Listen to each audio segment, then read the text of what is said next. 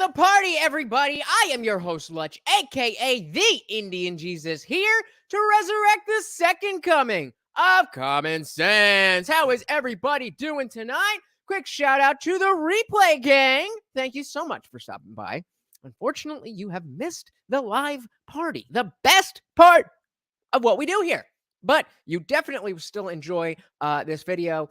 Just make sure you're here every Monday, Wednesday, Friday, 8 p.m. Eastern, and sometimes whenever I feel like it. So hit that subscribe button, ring the bell, change the notifications to all, and you will never miss another Indian Jesus live party. Before we get started, I want to give a shout out to the sponsor of the stream. As always, my6shirt.com. Whatever your persuasion, they've got something for you. And of course, it is the only place to get your very own The Indian Jesus official merch. Only at my6shirt.com. All right. So tonight is going to be a little bit interesting. Trying something a little bit new. I got some advice to take a look back at the content that I've already done and look at the analytics, what's working, what's not. And I like to have a theme, but I also like to not be stuck on one particular thing. So tonight we are going to be talking about Jubilee Middle Ground. If you're not familiar, Jubilee is a YouTube channel with 7.5 million subscribers. And they do a lot of these videos that my best explanation would be it's like a BuzzFeed article, but it's a video. And sometimes it's more silly and sometimes it's more serious. But they have one particular segment or show entitled Middle Ground, where they will have, whatever the topic is, and they will have people on one side of the issue and people on the other side of the issue. And they will put up a prompt. Do you agree, disagree? And it's a good way to get conversations started. So they actually just put out a new one today that was specifically about politics. So I figured let's start with that one. And then maybe we could get into the ones that are a little bit sillier and a little bit more fun. So if you are just joining us, say hello so I know you're here. But otherwise, let's jump right into it. You guys know that the StreamYard sound can sometimes not come through. So if you cannot hear the video, please do let me know. Do not let me stand here talking about a video that you can't hear. All right, let's do it.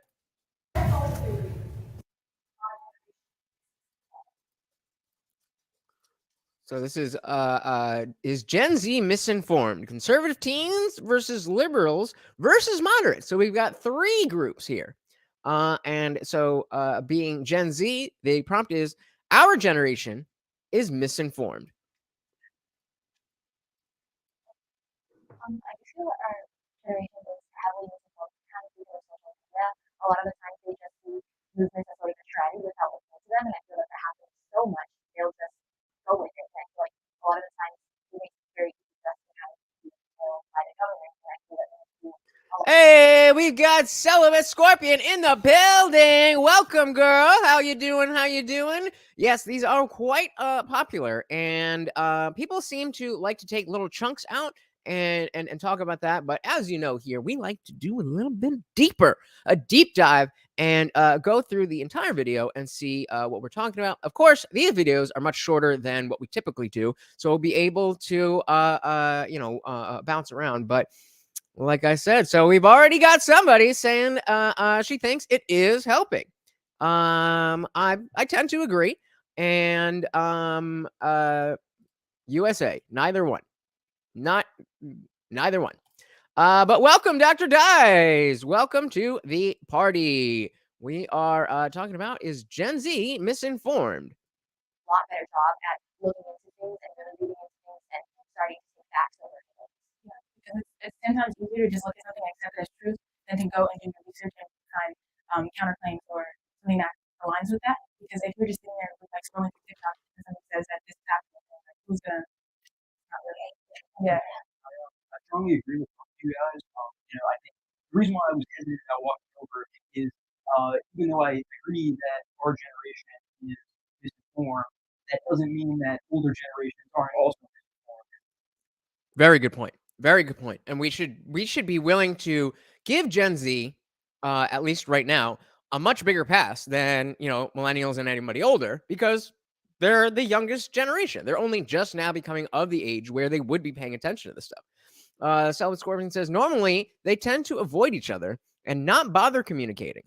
I don't know if I agree with that. They definitely communicate, but I think they, and again, I think millennials like myself are worse with this. Not like myself, but as a millennial, I think millennials are worse with this in creating echo chambers.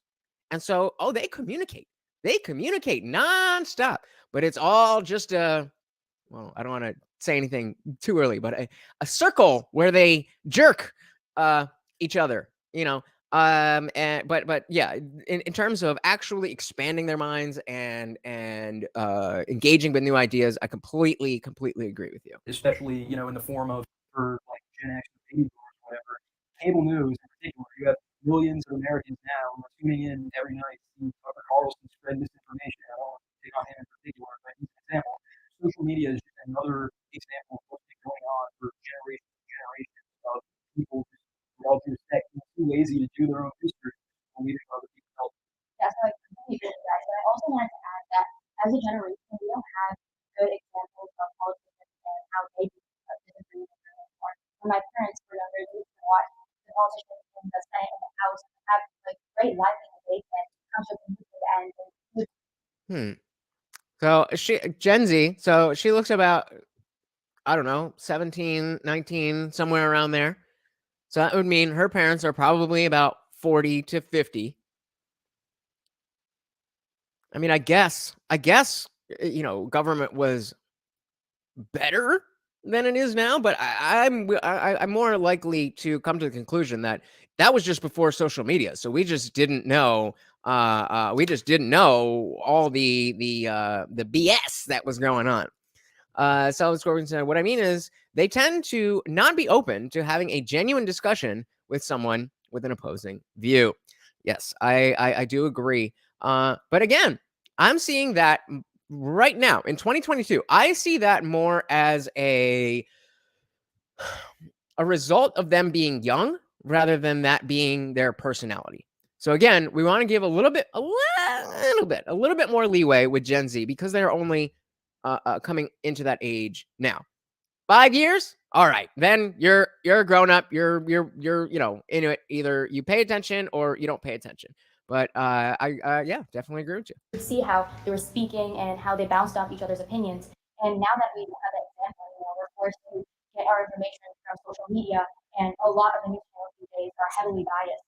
And because of that, I feel like as a generation, we're heavily misinformed. My dad and I spoke to each other a lot about politics, and since I was a liberal at that time and he was a conservative, we would have a lot of debates. I would find myself growing and becoming more moderate because of things he said and things I listened to and things I've researched because of points that he made to me. I would find myself transitioning into more moderate. I don't know if this is an Indian thing, but I had virtually the identical situation. When I was younger, I didn't, I was always anti-authority. I guess I had an issue with authority, and that I guess translates to a anti-establishment type of mentality. But I of course didn't know that's what it was. And so I was a bleeding heart liberal, like, oh, why don't we just give money to everybody in the world and solve all the world's problems? And my dad, being an immigrant who worked very hard to get to this country and become who he is, kind of could put the kibosh on that a little bit. Hey, we got Indie Film in the building. Welcome, brother. Welcome. We just watched his very own Indie Film in the Discord server last night, and it was quite funny. So hit the link in the description so you can be part of the after party. Celibate says, I can relate. Yeah, I think a lot of us, like they say, if you're not liberal when you're young, you have no heart. If you're not more conservative as you get older, you have no brain. I disagree because in 2022, truth is becoming less and less objective and more subjective. And there will always be objective truth, but humanity will stray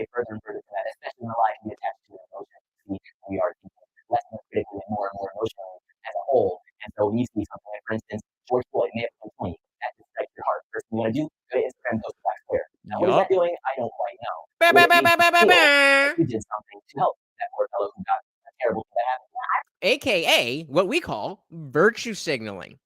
That's exactly, I mean, he hit the nail on the head. Came straight in, went right for George Floyd, went right for the black squares. What is that doing?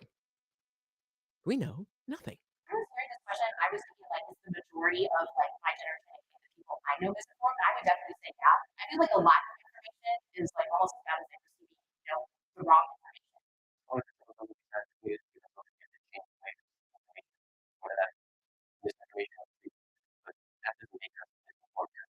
Obviously, like, yes, that social media is so much easier to get information, but I don't think that have social media that automatically makes it.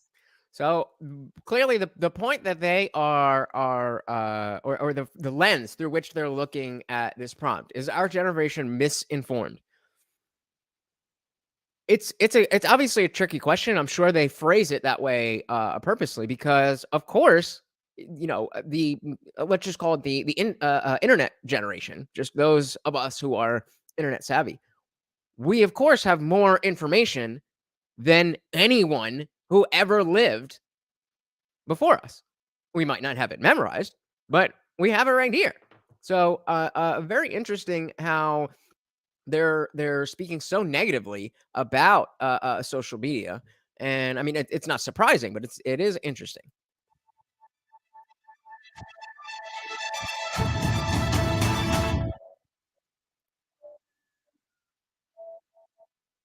So yeah, this one's got 3. Usually it's just the one side and the opposing side, but they switched it up on us. They got the liberals, moderates, and conservatives. So the prompt again is: my parents influence my political beliefs. Scorpion says social media is the source of misinformation, but mainstream news is even worse. Exactly. And I think it's more ubiquitous among Gen Zers that mainstream cable news is bullshit. We had to learn that because at one point that wasn't the case, or at least even if it was the case, it was. So that's kind of what I was referencing when I was talking about the girl and her parents seeing the debates on C-SPAN or whatever. It's like maybe I certainly wasn't paying attention 20 years before I was born, but it just seems like there is an aspect of the benefit of social media is that we are getting a lot more information, period. So of course there's going to be a lot more misinformation, but that comes with that comes with what it is. I don't know what this means, but welcome Yellow Fever Patrol Unit 95. Glad to have you on board. We are checking out some is Gen Z misinformed? Grew up in a conservative Christian household in Iowa, so I'm very, very well around conservative culture. So I'm going to absolutely influence like not only my goals, my political beliefs through that manner. I think a lot of those teaching pressures like being more progressive, more over time rather than actually being conservative. Yeah, for me, it's kind of similar. My dad is Christian, but his mom, they have this interaction. Like, they practice both Buddhism and Christianity. From both religions, both Buddhism and Christianity, it's always taught about, like, we as a community take care of each other, respect each other, and we create the best life we can. My parents don't, like, directly tell me, like, oh, you should do this or you should do that, but just the way that they have taught morals, their own personal experiences having. In Buddhism, So before she goes into that, Sylvia Scorpion saying they've even fabricated news stories with crisis actors at all. And this is precisely what I was getting at. Because it's not like false flags and stuff like that. That's not new. It's just we're much more aware of stuff like that. I mean, think about they usually say don't say anything in the first 20 minutes. So give me 10 seconds and I'll say what I'm going to say. Hey, maybe we'll come back to it. Yellow Fever says you're misinformed about okay, well, we're not going to be talking about that. But yeah, the idea that we have false flag, it's not a new thing. And so even with like Epstein, do you think we would have known about that before the internet? I don't think so. Yellow Fever, we don't attack people here. We attack ideas. So if she says something in the chat that you disagree with, you are more than welcome to go at it. But we do not attack people here. Thank you very much. Basically, what can you do that is the best for others? Of course, not everyone agrees with my beliefs, but regardless of that, I still want them to have happiness. I'd say my parents gave me probably one of the most interesting childhoods out there. I was in service. I watched my community, and when I saw how things had progressed in my community and then sort of just stopped, especially during the housing recession and crash in 2007 and 8, I had a few questions as to why aren't things getting better. They didn't teach me anything. They let me learn my own way. If they had taught me something, I wouldn't have had to serve anymore. I stepped forward because I hope. So the producer asked, so why did you step forward? Because again, the prompt is my parents influenced my political beliefs, and he's kind of saying that he doesn't agree, but he did step forward in agreement. Without them, I could have had some other sort of beliefs, but I felt that what they taught me pushed me down my path. I became a conservative in 2018, and I became that based on my research. I was actually a liberal before that, just because everyone else wrong. I said, shit, me too. Yeah, I hope anyone else ever gets it. He embraces free market economics just like I do. We need less government spending, we need to cut taxes, we need to cut government spending, and Donald Trump definitely do that. They are actually the politics never go for him or Trump being president. So they deny it. For 2 years, Trump inaugurated his we got a year and a half in the office running headline while they didn't have any internet of that, and they're contrary to that. No, I remember the election days campaign about that hard. I know. It's very tough. And obviously It depends. It really speaks a lot about your how your family operates, because my family certainly wasn't talking about that stuff, but at the dinner table. But it's not because we wouldn't. Like, if I had brought it up, I'm sure that would have sparked an interesting conversation. These days, they don't want me saying anything about politics because I kind of get into it. But I do think that for what we could do with my dad working a lot, we tried to have family dinners every night whenever we could, and we tried to foster conversation. And I think that was a very big part of me being semi well adjusted as I grow older. And that's it's interesting to see how, because I'm trying to think. I remember this dude from another Jubilee video, but I don't remember where it was. Salva Scorpion says, "Oh, my family was all politics. Oh, so you were into it." It's actually funny because, like I said, my dad is a very strong Republican, and he actually, in his older age, he doesn't really like to get into debates and stuff. But my grandparents, my mom's parents, are super liberal. And so they live in Florida. We're up in Jersey, and every year, maybe once a year, twice a year, we would go down and visit. And, like I was just saying, we never really talked about politics that much within the family. But my dad and my granddad, being a liberal, and my dad being a Republican, they would get into these shouting matches. And that, thinking back, that was really, I think, my first exposure to people really getting heated about, life, about politics, about stuff like that. And then when, of course, it would be one of the women in the family, like, all right, can we all just, and then they shake hands and move on. And so that was, I think that's definitely a good thing to be able to have these conversations. Way more political now than it was 10 years ago. But I'm telling you, I just became conservative on our research. Our whole entire family is very much on the role of my mom. She was our two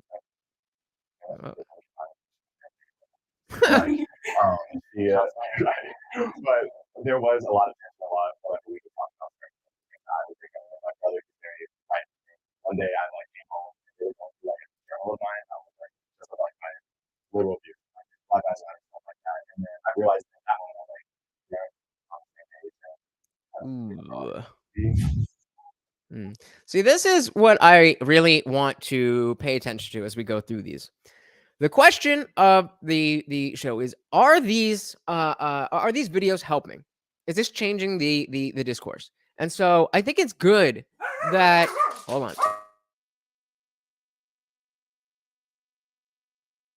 Sorry. Wait, stick with me. Hold on.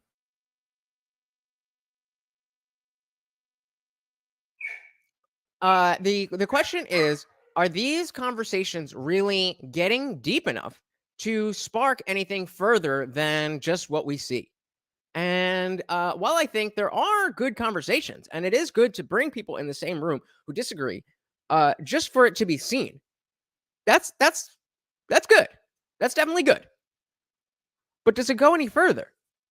And I don't know. This seems very much like, and again, maybe it's not even supposed to. But that's the question that I am asking. Hey, we got Divining Rod in the building. What is good, brother? Said Democrats and Republicans, two wings of the same bird of prey. Quote from Upton Sinclair in 1939. I like it. Giving us some history there. Welcome, Divining Rod. Yep, that's exactly why I am so excited to see what the Libertarian Party is going to be doing over the next 2 years. And of course, obviously we've got election day tomorrow, even though the Democrats have turned it into election month. But we shall see. We shall see. Welcome, brother. Welcome. So again, the prompt was moderates are the solution, and of course, our moderate homeboy here is of course going to walk forward. And actually, before they get into that, I do kind of think that I would step forward at that prompt. Moderates are the solution.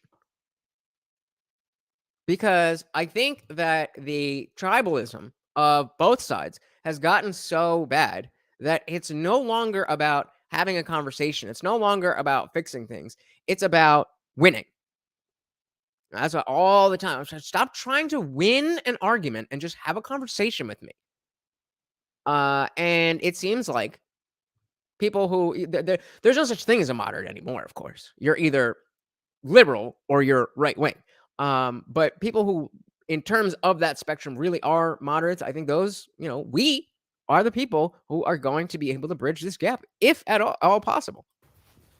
Let's see if he Pretty says the same thing. This country functions best when people from all different walks of life, all different political ideologies are able to come together for a greater cause. I believe that the two-party system is a trap.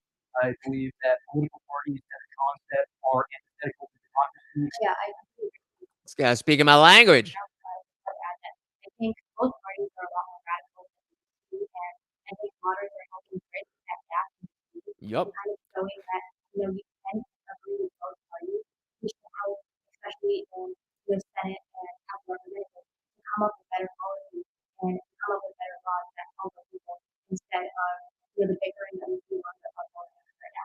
Yeah, that's a great point about how we always look at liberal and conservative or Republican or whatever as like the president. But when the further down you go, it gets so much more nuanced. Of course, the president has to be has to appeal to the moderates, but they get elected by riling up the base.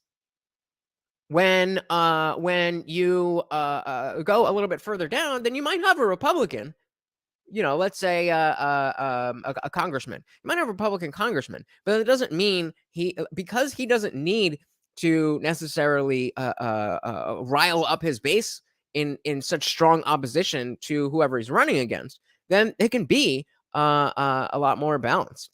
And so the Scorpion agrees with Divine Raj and Upton Sinclair. The managerial class in Washington, D.C. has to go. The framers of the Constitution never anticipated we would hand over control to an autonomous district. Oof, that's a heavy one. Where's that one from? That is a heavy one. Let's just let that sit for a minute. So now all the people who disagreed with the fact that the moderates are the solution are coming into the equation. Oh, a quote from attorney Robert Barnes, vivabarnes.locals.com. Love them. Word up. Play. Oh yeah, there we go. It was doing well. I just think the problem in America is that we don't have enough political parties. We only have two. That's the problem. always like what's in the middle. That's right. Hey, we got Trey in the building. Bah, bah, bah, bah, bah, bah, bah, bah, bah. Where the fuck you been, bro? Oh, welcome, brother. Welcome. He says politics got worse when it turned into insert candidate name is a person is a shady person, and I'm not. That's why you should vote for me. Absolutely. Absolutely. I've said this many times before, and you'll hear me say it many times again, that despite the fact that I spent years as a drug addict, the most shameful thing that I've ever done in my life was let the mainstream media convince me, brainwash me into thinking that I had to vote for Hillary Clinton, because if Trump won, then it would be the end of the world. And silly me, I did it. And so once I saw, oh, I got swindled, I was like, no, I will never vote against anyone ever again. If I'm going to cast a vote, that person has earned my vote. Welcome, Trey. Very well said. Glad you're here, brother. Really, I missed you. whether it's right or not necessarily based on the fact whether it's right or it's left or it's middle. It should be based on the argument. It should be based on rationalization. I love your take on that, but nothing can really ever be right because what's right to one person is not going to be right. I mean, you can look ideologically at both, and I can say, well, this is this and this is this, but who's to say which is correct? Which is why the problem with parties, I think, can't really be solved by breaking the binary. It's something that is ingrained with what I think to team members, to competitive competition is what we are, even when it comes to representing ourselves, moving ourselves, and having more teams. I mean, why not just eliminate the political party just to achieve the ability of people to cooperate with each other? Because George Washington's born of political partisanship is fair level terms. So it says here, I've already intimated to you the danger of parties in the state, with particular reference to the founding of them on geographical discriminations. Let me now take a more comprehensive view and warn you in the most solemn manner against the baneful effects of the spirit of party. Quote from George Washington. We get here. Divine Rise says, do you vote at Hillary? Our romance ends here. Yeah. I wouldn't blame you. An important part of learning is effing up. Yes, I definitely effed up, and I sure as shit learned from it. And I'm not, like I said, I am ashamed of it. But like he said, I mean, I didn't know any better. It is what it is. You gotta fuck up to learn. You have to do it, unfortunately. He wasn't saying we need more parties. He was saying we need no parties because these political parties force people to believe a certain way just so that they can fit in with their fellow party members. Well, Thanos snapping away the party system isn't going near ideological teams. We are always. That was bars. Thanos snapping away the two-party system isn't going to get rid of ideologically teamsmanship. Bars. So the idea should then be to not Thanos snap the party system out of existence. Similarly, how I feel about religion and organized religion and the spread of organized religion. I do not think it would be a good thing, even as an anti-theist, as an atheist who is not only an atheist who doesn't believe, but actively thinks that religion is the most harmful thing that's ever bestowed upon humanity. I do not want religion to just be Thanos snapped out of existence. I do not think that would be good. What I want is to present something that is an alternative. I think I forget who it was. Somebody dropped a wonderful YouTube short from when Dave Smith was on Rogan, and he said the problem with just going after reason and making that argument against religion is that most times people don't replace religion with reason. They replace religion with another religion. And in this case, most atheists, let's not say most, but too many atheists have replaced their religion of whatever it was with the religion of the Democratic Party. That's not what we're supposed to be doing here, guys. Trade says, the last two elections, I didn't even vote I hated both people running. Good for you. Good for you. Do not let people shame you into feeling like you have to do anything. Even though casting a vote is a very high honor in terms of the history of humanity. Not all people have had that. Hey, we got Motorboat Henry in the building. I like that name. Said, don't vote for your own enslavement. Ooh, bars there. Welcome, welcome, welcome. But yeah, absolutely, guys. If you don't feel like there is somebody out there who is going to represent you properly, then don't vote for them. Now, of course, this isn't, there's still the whole two-party system at play. So, you abstaining probably isn't going to do too much. But the fact is, collectively, all of us who are saying we are going to abstain for this reason, the more people, if we change the narrative to now, okay, well, I'm going to vote against that guy, to no, I'm not going to vote at all unless you make me feel like I want to vote for you, then that's real change. So Scorpion, unsurprisingly, said, LL, no, religion is much needed to keep the evil people in check. Well, doesn't seem to be working. It doesn't seem to be working. How about instead of religion, we just use American values? Because I'm pretty sure God did a whole bunch of shit that would get him arrested under American law. And I would much rather live under American law than anything else. Trey said, Malcolm X said, do not vote if your interest met or the candidates aren't going to be, or if your interest isn't met or the candidates aren't going to be honest. Facts, facts, facts. It said, sending the Senate and Congress back to their home states to make them harder to influence and closer to the people who they represent. So as Corbin says, there's a lot of people who remain well-behaved only because they are religious. Imagine if you took that away, just how bad they would be. And this is precisely the reason that I don't want Thanos snapped out of existence. But to make this argument is to say that religion is the only thing that can keep them well-behaved. And I don't accept that. And if number one, yes, there are certain people, we still have religion and there's, still criminals all over the place. But if you can't participate in our society in a way that is going to benefit our society, aka living by the rules, then you don't get to be part of society.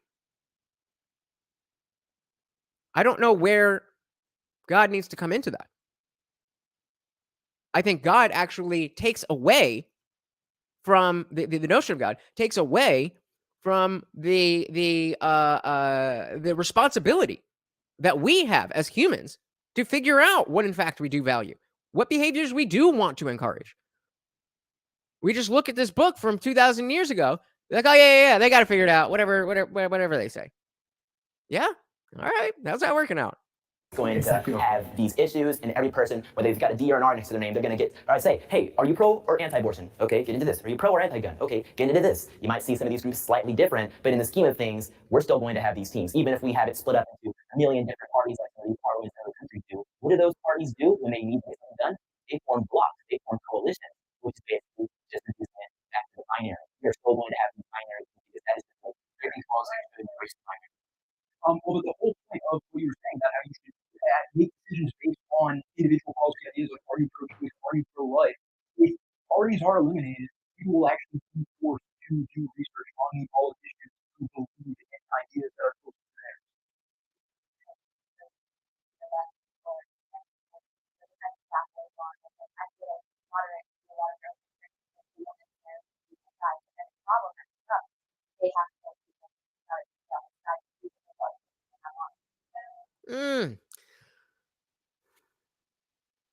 Let me listen to that again. Because I want to get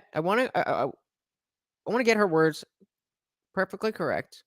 That's why Jesus said, "There's no law or religion for the pure of heart." Well, that's my point. Is that I'm an atheist, and I think that you would probably, if you met me and you spent time with me, you would probably say that I behave in a manner that is congruent with that of what a Christian, a God-loving person would do.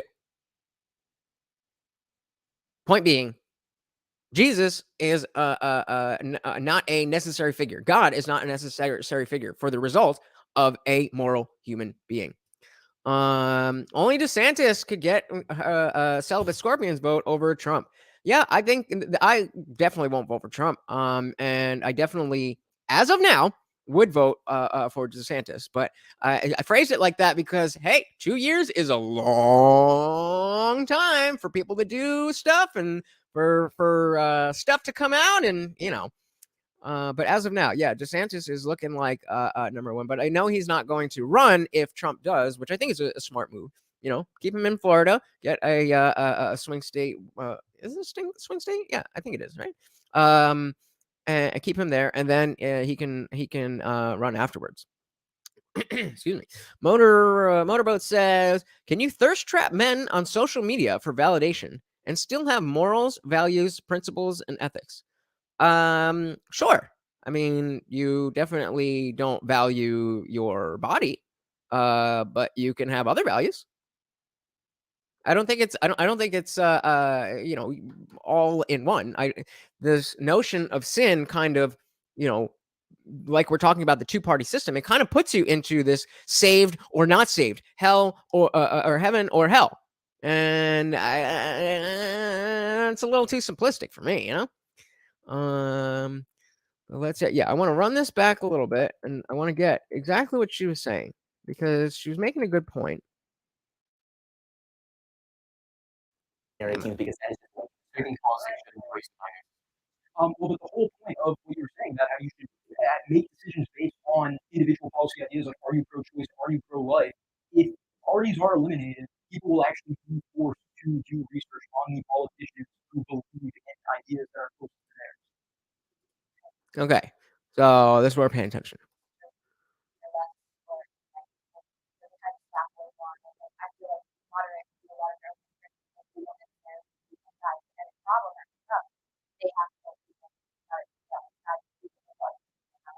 So this is directly relevant to what I was just saying about our the values that we hold culturally. Instead of it being, liberals and conservatives versus moderates, and she's saying, "Oh yeah, the moderates don't have a team, so they've got to figure out each and every thing." Same thing with atheists. We don't have a team. So for every issue, it's just you've got to figure out based on your own values what it is that you think. And those values will get your I think that's a point, not a middle finger. It allows you room to be who you are, to be authentic and not mess with anything. If I disagree with something the Republicans do, I can loudly and proudly say, "Fuck that. I'm against that." Without worrying about, "Oh, the other team's going to win." Like that's I don't think a good way to look at it, which is what she's talking about. Byron said, "We'll need DeSantis in 28 years of him. Let some of the old guard pass. Be hopeful of the young, particularly mixed race Americans that don't play the guilt game." Yeah, I don't know really why the mixed race part matters, but other than that, I agree with you. But yeah, so the atheists and moderates always are figuring out what exactly do we think. On it. So why did you not agree with the prompt? She said, "So why didn't you agree with the prompt that moderates are the solution if that's what she thinks?" I do think that sometimes having, different groups like we were all it's not See, that's what I mean. That's what I mean. What was that? She said something very poignant and very intelligent. And because of the structure of the show, it being, this is a 29-minute episode. This is longer than some of the others. It doesn't really allow us to learn anything. So it's like, okay, I heard that she said that, but I don't really know why she thinks that. So now it's just more rhetoric. Now it's just another thing that somebody said instead of having a reasoning behind it. So now I can evaluate, do I agree with that or do I disagree with that? Again, the prompt being neither Trump nor Biden are good presidents. I think we should all be able to agree on that.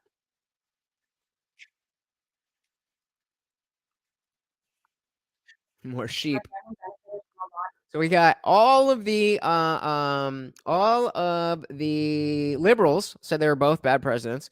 2 out of the 3 moderates said they were both bad presidents, and none of the conservatives said that they were bad presidents. Obviously, it's because they are thinking of Trump.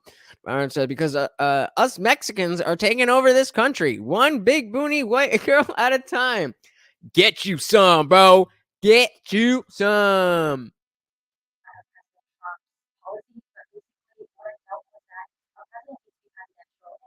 President Biden, I just think that personally he's too old to be president. I do think there needs to be a cutoff limit when someone can be president. Yeah, young people have the unrepresented in our country. The average age of Americans is not 37 years old, whereas people in Congress are generally above 50 on average. So when people have that Biden scenario, Trump also turned old too. So I'm not sensational on that. I think that they're both way too old to be president.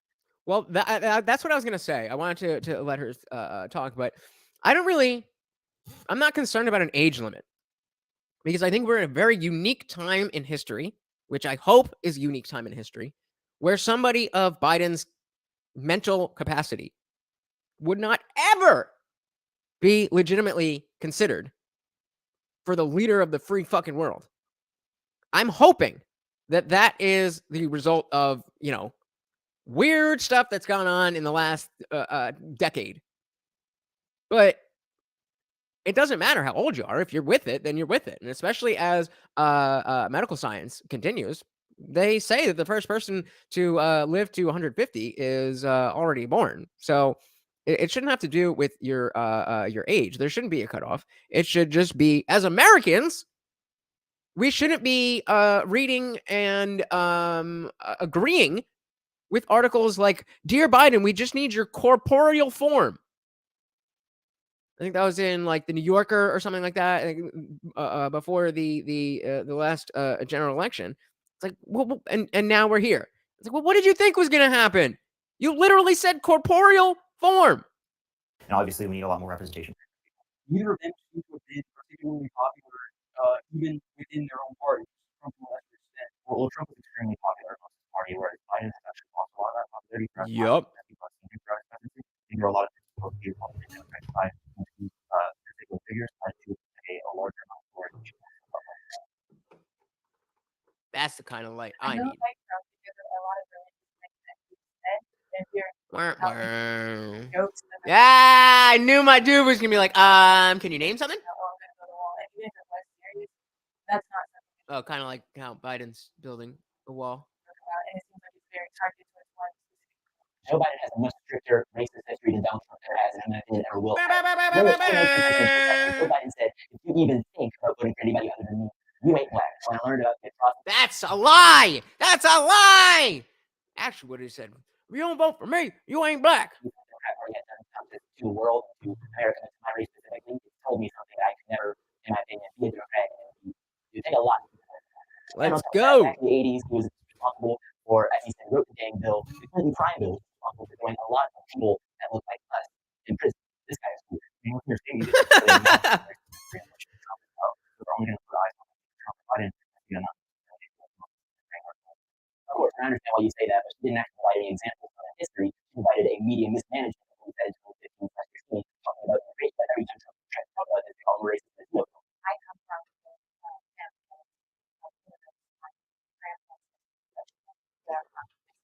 and a lot of the time people ask Trump for that because racism is trying to keep them out.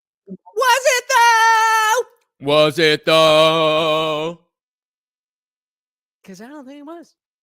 And that was like one of the very first Trumpisms where people were like, "Oh my God, this is the worst thing." I think maybe the very first one was I don't remember, but it was very early on, and this is when I was still very anti-Trump, very never Trump, And of course, I just listened to the media. But then I actually listened to what he had said. I was like, oh, yeah, seems pretty on point. Criminal individuals such as drug lords, people selling drugs to our country. At the same time, it's sort of They're like sending drugs. saying that The the rapists are just keeping the bad people out. Because at the same time, it's almost impossible for most people to emigrate to the United States illegally. Is it though? My parents made it here fine.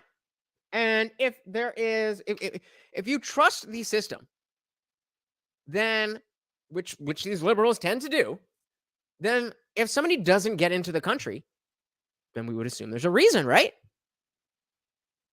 So if it's a more liberal doublespeak, either the government is evil and just hates people who are, who have brown skin, unless they I don't even know. It doesn't make sense. So the billionaires can solve problems better than the government. Agreed. Anybody can do anything better than the government, in my humble opinion. Billionaires have obviously a lot of money, but what I see is that billionaires are using their money for fun. They don't want to pay taxes back to the island because they feel like they're going to take the money down to do good. A great example of Amazon. They had revolutionized their shop. I think the key word is profit. Billionaires can, they possibly change their government. I don't think this is like guaranteed that they will. Because I think there are certain instances of billionaires who use their money. But then there are also, I know you mentioned Jeff Bezos, but he also often doesn't use his money for good because there are many reports of Amazon employees who mistreated, denied rape, issues where it's like, come on, you have all that money. Do you need like so much more from like cutting corners like that? Unlike the U.S. government, who never has too much money and never does bullshit. Come on, guy. Really, we want to compare the sins of Amazon as a company from the worldwide empire? Now, I love America, but come on, what are we doing? Scorpion says, don't feel bad. A lot of millennials are waking up. Yes, we are getting there. At least you snapped out of it. I definitely did. I'm hoping bring some more. Hey, we got No Freedoms in the building saying hello to me and my dog, who he thinks is a cat. Welcome, brother. Welcome. Also says private sector and government are the same thing. I don't know about all that. There is certainly a lot of overlap in some areas of the private sector, like big tech and big pharma and stuff like that. But definitely very different things. To long live the Republic and the Occidental way. I don't know what that means. What is that? Jesus cat is the true God. All right. Morty, you hear that? Not only are you a cat, but you are the true God. These billionaires can do fantastic things, but I also understand that government regulations, taxes, and various other things occupy their time. I don't believe billionaires should be heavily taxed. I believe the tax cuts we had in 2018 were some of the best things we saw for our economy. I completely agree with you. Have to do with hiring half billionaires to qualify as president. I think the reason why everything was inflation, like half inflation, so they would have good that is fact that they have high corporate tax rates.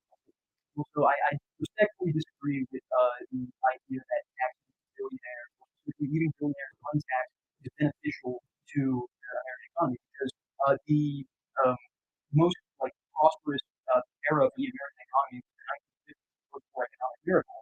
That was when billionaires were being taxed at a rate of 90%. This isn't socialism or anything. This was under American capitalism under Republican President Dwight Eisenhower. What do you guys think of this? I've heard this talking point a lot. That there at one point was a 90% tax on gotcha. Thank you, sir. There was this very heavy tax. And they talk about it as if it was under a Republican president, and they talk about it as if it is something that would work today. And I'm not smart enough to understand why I think that is a bad argument. I don't think that you can take the circumstances under which we were living at that time and just copy and paste them today as if they're the same. So I could be completely wrong about that. But it sounds wrong to me. It just sounds wrong. This government free stuff means horrible service and super long wait lines. Yep. And also the fact that it's in quotes because it's not free. You're just paying for it at a different time in a different way.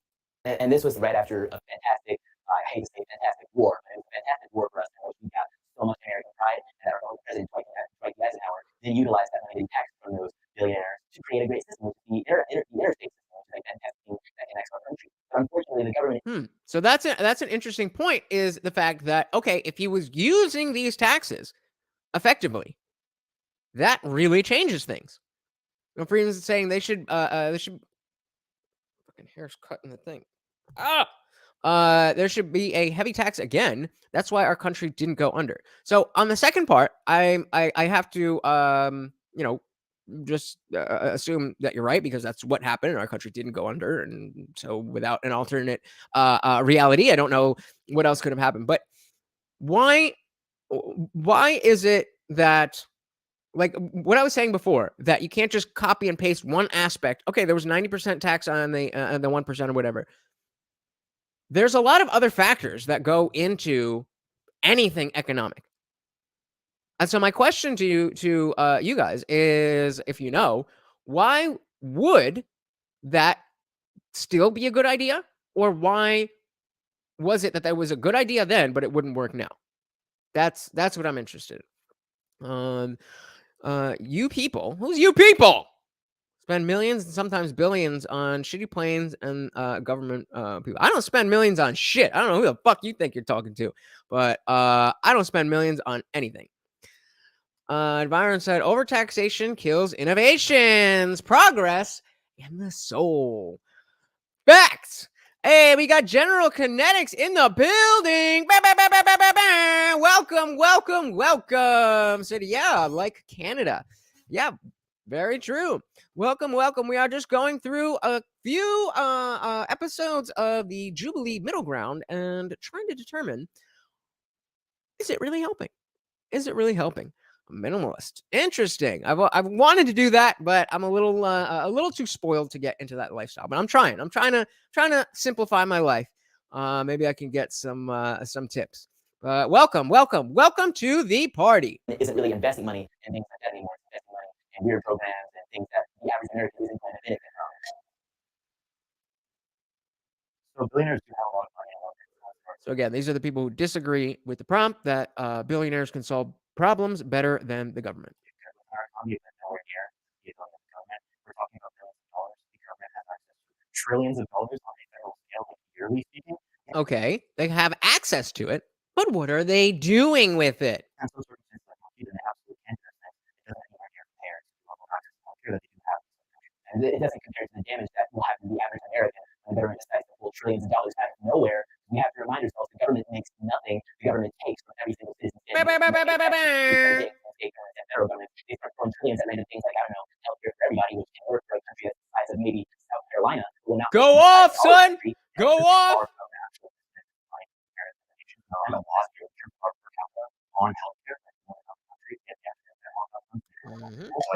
Well, that's exactly the point, Parker. That's exactly the point. If we're spending more money on healthcare and we're not getting as much in return, then doesn't that exemplify the exact problem that the government isn't good at this shit? And because the government oversees all the insurance companies and all this and that, it's all entangled. So it's not like insurance companies are private businesses, but are they really?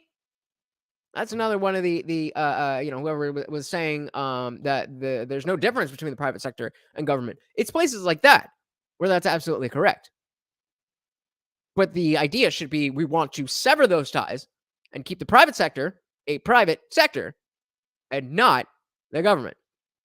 Freeman says, sadly, it won't work nowadays because Americans are too greedy. You have leaders who were caught bending laws so they could make money on the stock market. Your leaders sent billions to the Nazis. Are you not? I'm getting the feel that you're not American. But yeah, we just did it again. Biden just did it again to Ukraine. They're all what is it? The Asimov Nazis or something like that. Yeah, good job. Taxes, right? Government, right? That's what we want. That's what we need more of. Come on. There are lots of things that the United States could do better compared to other countries. We can learn a lot more from other countries, and yet we don't do that because of this idea of American nationalism. When you were talking about like how it's much easier to like manage in a country that's smaller, that's easier. Like whatever the national government does doesn't really affect you. And that's why like for me, I have a very strong in my own local government because you can like actually go there and talk about like what you want in the budget, and it allows you to actually see tangible effects. See, again, I wish they would have been, and I'm sure they did talk more about that, but having to have a video that is only a certain length to keep people's attention, I would have loved to hear a little bit more about what she's doing and what she's fighting for, who she's working with, what goals are you trying to accomplish and how are you trying to accomplish them? That is the conversation that needs to be had, not just, well, I'm doing this and blah, blah, blah. Like, that doesn't seem like, yes, it's a conversation starter. But that's about it. So the next prompt is the Supreme Court is out of touch. The Supreme Court is full of older people, which is why I just feel like if we were to bring some newer, fresher justices in there, Give they it a would try. understand what we're seeing more. Because as an older person, like we do research, we won't experience things the way that we're experiencing them at this point. Yeah, I agree. And also, the original intention of the Supreme Court was to be a nonpartisan, strictly legal governing body. Anything is contingent now on how many people on the Supreme Court have R's next to their names, and how many people have P's next to their names. So I mean, I don't disagree with what they're saying. I mean, again, it's a lot deeper than that, and they didn't give me much to go off. So we'll have to leave it there. But No Freedom says, don't forget it was the banks that caused American economy to almost crash. Yup. Well, damn, they did. They almost did. Well, yeah, I mean, in the 30s they did, and then it happened again, and now it's happening again. And then we have social media companies destroying the youth. But again, the idea that I'm talking about this private sector versus government is that the banks are not separate entities from the government, even though they're supposed to be private companies. Or not private companies, but they're public companies, but they're privately. They're not government entities. They're in the private sector. Both the banks as well as the social media conglomerates are not operating as private entities. And so you say you don't have faith in government or business. I hear you. That's I would say that's more a statement on do we have faith in humanity at large. But if we have to pick one for 99.9% of situations, I'm going with the private sector. I don't think the Supreme Court makes decisions based off what society wants. They make decisions based off what the law says. The Supreme Court is not Facts, General. Either they're created to create laws so that we could live moral and just lives. The Supreme Court and the judicial branch as a whole is something that was created to be nonpartisan, but unfortunately, it's not really. That's why I don't see we're out of touch because we're all out of touch. Everybody's out of touch. We're all in touch. Well, not necessarily. I don't think it works like that. If we're all out of touch, then we're in touch, right? That's the Gen Z. The dude who's dropping bars, you're still 17. So you're on the right track. In 10 years, you're going to be a force to be reckoned with. But if none of us are in touch, we're all in touch. We were just saying all of us got in touch. If you look at the foundation of this country, there were political parties within the executive branch and the legislature. There were no political parties. Yeah, so they're heavily against the parties. I think the process outside the Supreme Court, how we determine Supreme Court justices, is like the national process, not necessarily the Supreme Court itself. I just think that we should never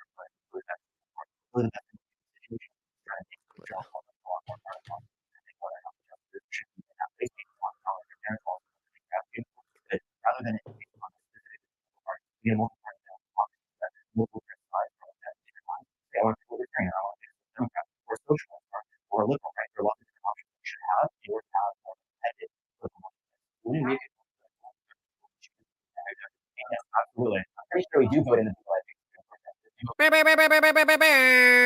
Yeah, you guys are talking about information war and the real World War III being information war, the battle for truth. Yeah, this is exactly what they refer to when they're talking about fourth and fifth generational warfare.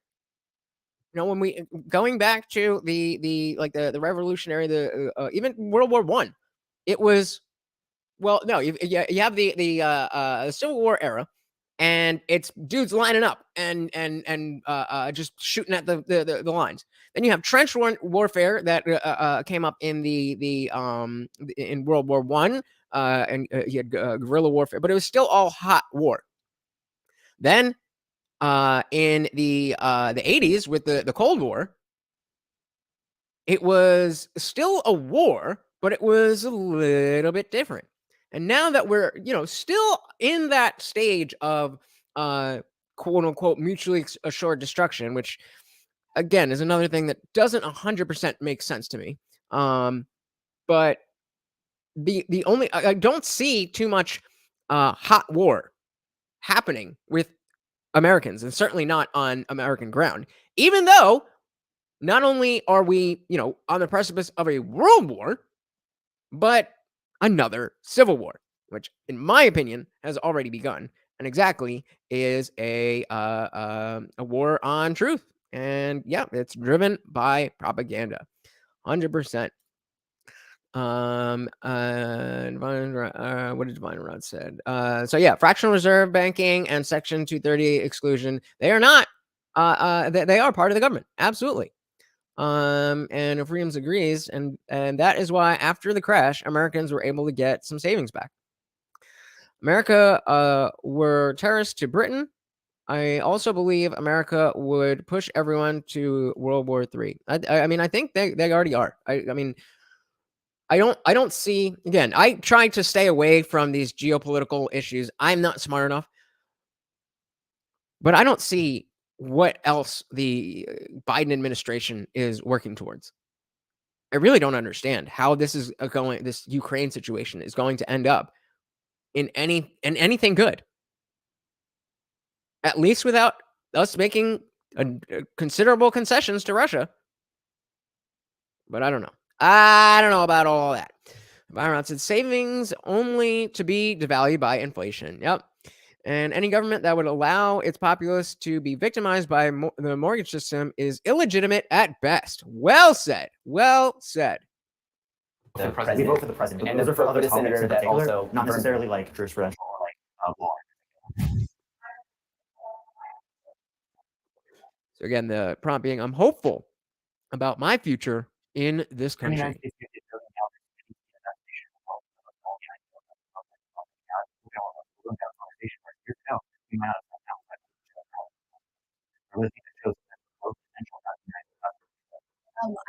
think that has great potential, especially for women, because I can see Because the future is female. wear what I want, say what I want, and have just the rights and equal facilities with people in other countries. That's not awarded to all women, to all people, and I feel that So how come it's the conservative women who are much more willing to talk about how they're thankful for the equality that they experience, and it's the liberal women who occupy that space of expressing those freedoms way more. How does that work out? Oh yeah, the future is definitely the future is not female; it is woman. Well said, good one. I just saw an article of GQ put the chick from House of the Dragon as Man of the Year. It's a thing, I guess. Scorpion says the Dems have been pushing for war with Russia for a long time. It's planned. Oh yeah. This goes way back before at least I was born. Funny, they used to be the ones to preach against wars, right? Now they become the warmongers. They've always been warmongers. They just used to pretend that they weren't. That's pretty much the only difference. And now you're seeing a lot more of the new conservatives, not the GOP Republicans, but the newer, younger conservatives who are much more willing to at least talk about being America first and worrying about what's going on at home. How quickly things change. Omen won the yeah. It's all a bullshit. But that is the fifth generational warfare. It is changing our society, and of course we know the whole thing with TikTok and China and this and that. And it's not a coincidence. It's not a coincidence. So if you're not paying attention, you're gonna get swept up. For me, right now, I live a great life. I have a house, I have a cat, I have 2 dogs, and it's great. But I feel like things could always be better, and I think that's what I like about this country. Of is that course. It's a government where we can actually participate in, and we can make things that we want. All right, so the disagreeers, these are the ones who are not hopeful. I think that I am very scared for my future. I grew up 2 hours away from Ku Klux Klan headquarters in where I grew up. There's probably less than the amount of fingers I have on my hands of people of color in my school. There's a lot of racial heat that I got growing up here. Most people don't walk after that not very have to. If you look at Harrison, Arkansas, it's one of the racist cities in America, and you can see if you're on TikTok, we visited one racist city in America. That's going to be Harrison, Arkansas. My mother is white, but whenever my mom was guys through Harrison and we were going somewhere, she looked like blankets in my crib while we were in that city just because she felt unsafe for me. And whenever I hosted the Black Lives Matter protest, a lot of members of my organization in Harrison were making groups saying that they're going to come up and harass us, harm us. And it's a very scary thing because you read about the Ku Klux Klan in history books. It's a very different thing to hear than personally tweeting out to you that they're going to come and they're going to harm you. So fuck the KKK. Let's get that out before we get any other ideas. Fuck the KKK. And I'm not looking to invalidate this kid's experience. But I can't help but question how much his mom's ideology, remember one of the other earlier questions was, did my parents affected my political beliefs? It's very curious that he would, again, I'm not saying he didn't experience this racism. I'm just curious how much of it was actual racism and how much was it people being ideologically opposed to the things that you are saying and you calling that racism. As much as our country is growing, I'm also not going to invalidate the fact that there's a lot of issues that are still in very deep in a lot of people's experience that are still impacting out on and causing you to feel uncomfortable. As a Black woman, I just feel like being anywhere in the world, it's not just America. There will always be someone who's just not like person of color. There will always be someone who's also involved. We are making progress, but in the same way, we can always go back. In Detroit, I just did not have being around white kids at school. I don't think I think they are taught to believe that Black people are maybe lower than them, and even if it's not taught, it's something we bring just in society. Well, it is now. Certainly, there are remnants of overt racism and the open racism that we had, a few decades ago in this country. Those people are still alive. Those people still live here. But also, now there's this whole movement to actually instill from minorities, or at least people who propose to speak for minorities, who want to ingrain this type of thinking. And again, if you don't pay attention, it's going to sweep you off your feet and it's going to be there before you even know it. And you think, I'm just a normal person. Yeah, I want to respect history. I want to make sure we're learning about all of the things that we, the evil white racists made us forget about. And then they go one step too far. And you're like, oh, hey, whoa, I don't know about all that. Like, we hang on white people or something like that, wherever it's going to go. And you say, you finally say, okay, that's one step too far. But by then, you're already down the wrong road. You're already, so now they're going to push you out. Now you become a right winger because you have a slight disagreement, because everybody is just moving down that road in lockstep. So far, you can't even see on the horizon that there is actually an entire other population of people who are your countrymen. And so if you step away from the group, it gets very lonely. Someone who is not quite as dark as you, but lives kind of a similar lifestyle, and I'm trying to say is that I understand. I really do. It's still a thing that can be stronger than ever, especially with the advent of social media. I think it's something that we need to grow past if we want to make the world better for our children. But I think we're also right here, most of that very diverse group in itself. I think we're going to be one of the least racist areas ever, which kind of goes without saying. I think this will be the century that Eh, we're at.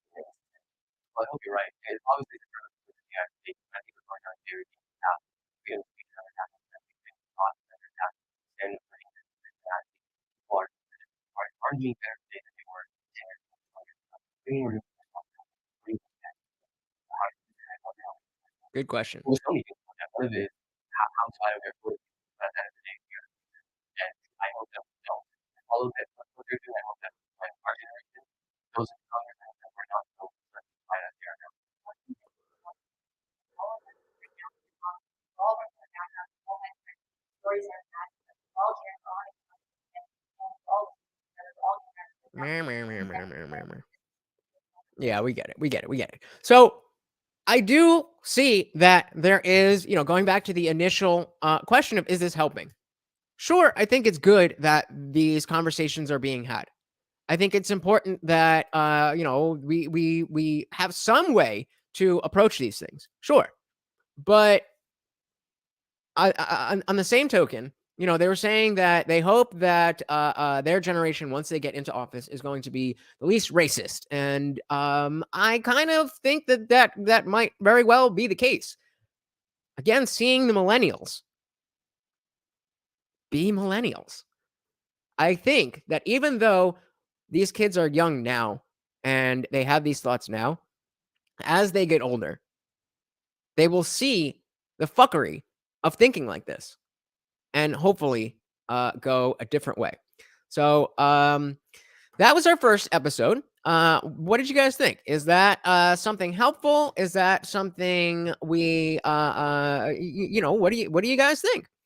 So Freedom says, if 10,000 snakes were coming down that aisle now, I had a door that I could shut.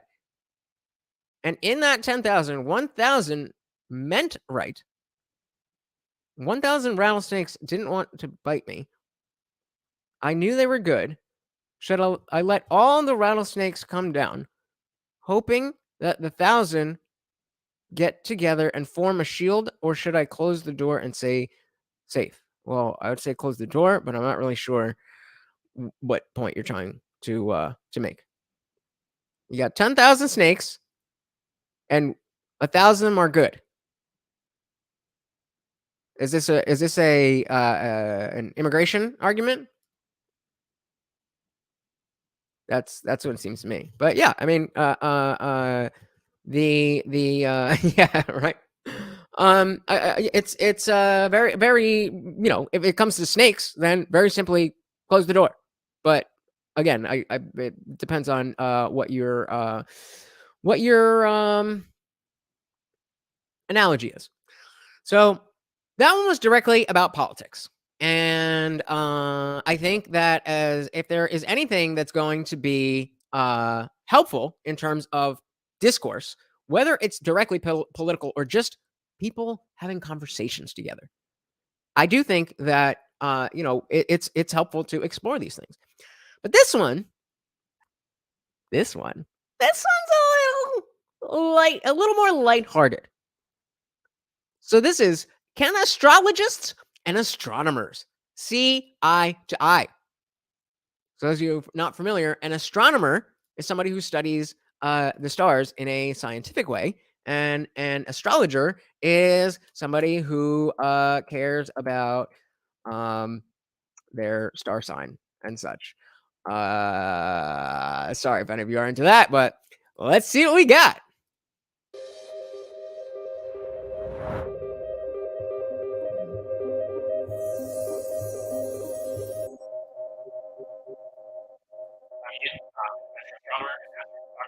What I love about astronomy is sharing passion of the stars with people. I question science all the time, and that's what about science. when I hear of astrologers, I think of people who kind of need guidance. Astrology is not a science. Science is something that requires Yep. something that you can reproduce. I think astrology is just a belief system. I don't sense it's not really a science. I honestly believe that astrology just makes me happy. So I definitely agree. They're very passionate about the stars, but only one group is actually doing what we would refer to as science. Hi, my name is Jensen. I definitely believe astrology is a science. We have discovered so much about the metaphysics of things and energies that are hidden. I think I study metaphysics because the greatest thing that we can do is self-knowledge. It gives us our own little map of ourselves. I believe that zodiac signs are totally relevant. They're just the basis of which work practice. They're the type of All right. So again, the first prompt being astrology. That's the star sign one is a sham. So we got all the astronomers coming forward. But personally, I just never really understood how, especially since people feel like stars, how something that's so far away There you go. can affect you more. It just doesn't make sense to me. One of the things that they don't account for with astrologers is as time passes by, there's this thing called precession where the earth has and So this thing here, so it's got what she's talking about. So precession is a change in the orientation of the rotational axis of a rotating body. Earth goes through one such complete precessional cycle in a period of approximately 26,000 years. So basically, the angle that it is spinning will change based on, I guess, other shit in the universe. I don't know. I'm not a fucking scientist. these constellations were set like 2,000 years ago, and they still assume that these are the ones that are where the sun is when you're born. And also, you can't split them apart equally because each constellation has different sizes. They don't have the sun in one referred and What? you can't divide people into these categories. They're almost equally multiplied. It's only that there's no certain category. Well, there's 72 genders. Or wait, no, I think they added a new one. Alarm bells going off, red flags a little bit. I'm just saying. Right. I think sham is kind of a negative word, but from a scientific standpoint, we don't see that there's evidence that we can make predictions on people's lives based on position. So Scorpion says, I believe it, just not the regular basic zodiac signs, though. There's a much deeper study to it than just your astrological sign. Well, I mean, yeah. You could say the same exact thing about religion.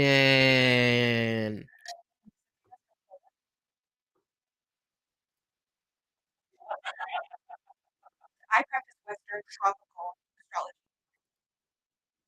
Oh, okay. And so the tropical system of astrology goes off of the equinoxes and the solstice. It has nothing to Does it though? do with the constellations, but you know of astrology in the Western world. I also specialize in tropical astrology, and that's just one system in astrology right there. Tropical is like your own two systems, and they're separated by 23 degrees. It all depends on what system works for you. So then you have a choice where you see what they're doing. It's based off of what your preference is, right? And you'll know what preference is. You get this tropical system, and you'll know right away. Your chakra system. Astrology or Western astrology depends on whether you're more interested in astrology for predictions or whether you're more interested in astrology to understand yourself and validate it for. So that's, I think, having a level of ignorance about this deeper level of astrology that Scorpion's talking about. I definitely can see it's very limited use, but again, how she was saying, trying to understand yourself better and putting it in a context of, this, these signs and that. If it does help you understand yourself better, I don't necessarily have a problem with it. I just have a problem with the assertion that it is scientific. Same thing with religion. If religion makes you feel better, great. But that doesn't make it real. Yeah, well, you guys get it. Any film said astrology is meaningless, but I'm not saying that animals could not be affected by gravity, sunlight, tidal, tidal, tidal pools, et cetera, et cetera. Yeah, that's that I think is how astrology was able to grow legs and continue, because there are things like that that like you're saying that can affect people and animals, but it's like, how far can we really take that? Scorpion says, I see astrology the same way I see psychology. That's not unfair. That's not unfair. I disagree, but I see where you're coming from. But I would say that I think psychology in 50 years is going to be very different than the psychology we have today. Whereas I don't, and maybe this is very ignorant, but I don't see a lot of advancement in the study of astrology. Anything that, whenever I've looked into it, it's always been the same stuff. Again, I haven't looked that far, so I could be wrong, but, you can compare the zodiac signs' personalities to that of Enneagram or Briggs-Myers in psychology. Well, my least favorite psychology class getting my degree was psychology of personality, and I do think that is the weakest form of psychological study. So, I mean, I guess we can agree there. But it absolutely is about personalities. And there's these traits that will, like she's saying, if you're trying to help understand yourself, then understanding how you operate in terms of the psychology that you're talking about. If you're able to arrive there through astrology, sure, whatever. But like she said right before that, so it depends on whether you're trying to predict things. That is the proof of what science can do, is literally predict the future. And I, again, could be wrong, but I don't think astrology can really do that. You say astrology means that the stars do that, right? So what part do stars play in Western astrology? It's not so much being born around the time that the constellation is in a certain place in the sky. You have this chart wheel, and it's divided equally into 12 parts.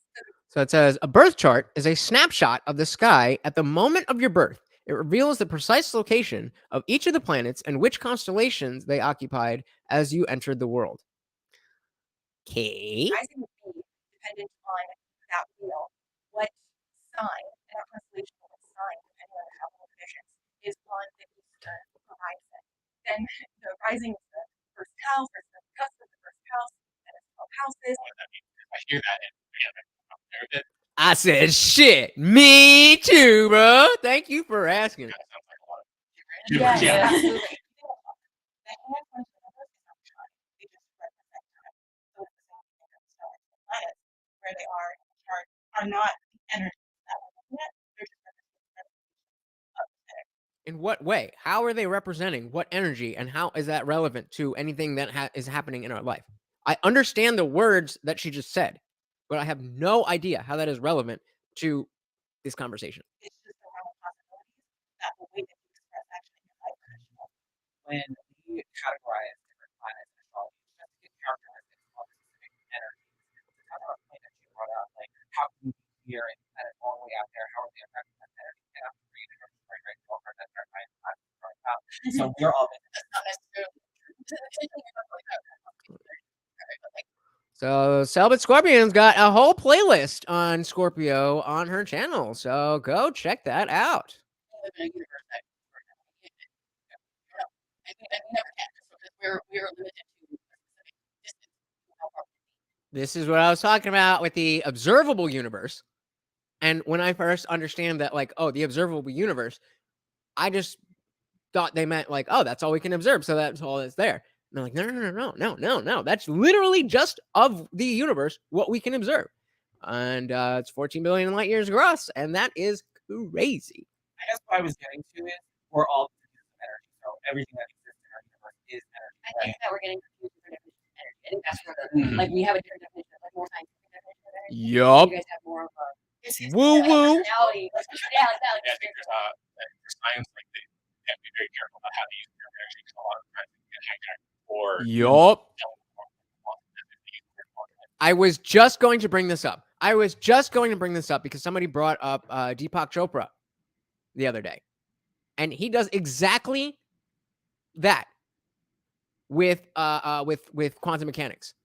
And he'll put quantum in front of anything and make it seem like you can manifest things. You could manifest things, like the secret, the law of attraction. Like, doesn't work like that, homie. Anybody who, if you've ever seen Deepak Chopra talk to somebody who actually understands quantum mechanics, he's made to be a fool. In a way that it's not supposed to be represented as. My beliefs are supported by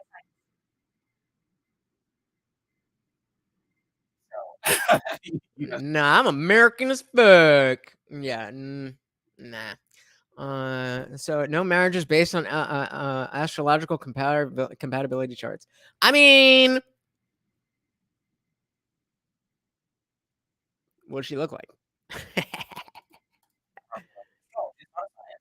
But it is because it's Is it though? astrology has been practiced and used for civilization. What is Now, science? What is science? Great question. Great question.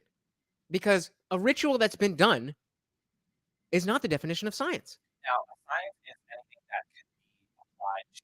Nope. No. Science is a process. There's a scientific method. Following that method of theorizing, hypothesizing, testing, observing, measuring, so on and so forth. That practicing that that thing, that practice is what we call science. I know we were saying a lot of talk about, oh, this is interpretive or this could be used for predictive measures. But it is something that is practical, right? I have to use math Nope. and I have to use other basic science skills in order to pull up the chart. I'm looking at statistics, right? I'm sure. Great example. Great example. So he said he has to use science and math and charts and to get his charts, right? There's this channel, Alt Shift X, and they do fantastic breakdowns of Game of Thrones universe type stuff. And a guy's an avid book reader, so he does really well with putting together, the stuff from the show, the stuff that you, if you're not a book reader, that you need to know without making it too convoluted. He uses a lot of math, and if this person did this 10 years after that, then that doesn't mean it's science. That's not what science means. So hopefully they let her speak here and correct our friend. Scorpion says, because I know in Indian culture, when they arrange the marriages for their children, they look first at the potential daughter-in-law or son-in-law's astrological charts to see if they're compatible. And most Indian marriages last. Their divorce rates are very low and compared to the West. That is very true. I am personally going to attribute that more to the cultural values at large rather than specifically the astrological aspect of it. But hey, who knows? I've been wrong before, and I could certainly be wrong again. I think that fields could use science. Yup. Yup. Yup. I think science What's your helps. degree? I'm sorry. I think science is comes with the fact that scientific method start with a theory and then you prove it. And say we randomly discover a new kind of miracle, okay? Well, it changes you guys. Absolutely, because that would be something that we have to sit and try to study. We have to conduct research on that planet just as well as you guys have to. You guys are definitely applying it in a different way. So I definitely look at our field as So these are all people said no. My beliefs are not supported by science. Why you would hold any belief that is not backed by science eludes me. I have no idea. by science. No, they're not. In fact, it's the opposite. Most scientists All right, conversation over. Glad we figured it out. they go crazy. Do I believe that astrology is a type of science, a soft science? Yes, because I study psychology, I study therapy. There are people who say that therapy and psychology are not science. I also think that psychology and therapy are soft science. They're not rooted in the scientific method. they are rooted more in the person, in who that person is, and the potential that in their energy. There's a difference there because in psychology, you could scan the brain and see the chemical imbalance, see the neurons firing, exactly why things are happening. So, Scorpion, that's a really good point that she brings up. That even though psychology is a soft science, that it is based on hard science. It may not have always started as a hard science, but now that we have the technology to measure things in the brain, I mean, where is that? Like, what would it take for astrology to become a hard science? What would need to happen in order for in order for us to accept that? Well, again, it's more of a cultural thing. It's not like the random parents are choosing to do that. That's just how they do it there. So But we can also look at a chart. We can also look at a chart and look at how the energies are interacting with the person and correlate to what is on the chart. Correlation is what? Not causation. And I know I keep using energy, and that's also what I'm trying to say. Somebody had to be like, why is that energy affecting me in this way? Somebody had to sit and study these things. Somebody had to Boom. So there you go. There you go.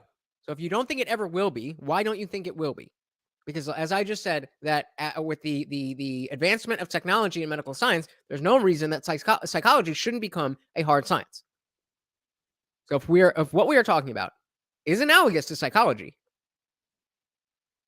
then can we at least agree that at best it is the softest science that ever could be?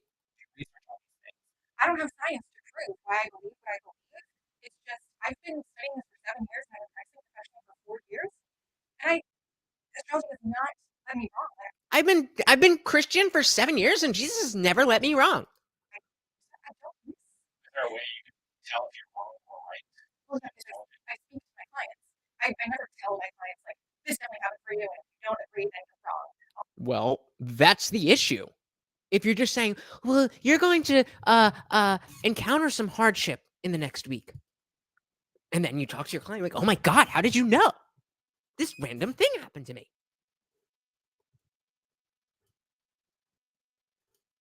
Oh, but yeah, I mean, this is dogmatic. This is just like religion. This is way more like religion than it is psychology. I'll say, oh, this could be an indication of this. Is this true? And they'll say yes, or if they say no, I'll say, well, maybe it can be interpreted in this different way. God works in mysterious ways. That's also where the interpretive thing comes in. It doesn't play out the exact same every time.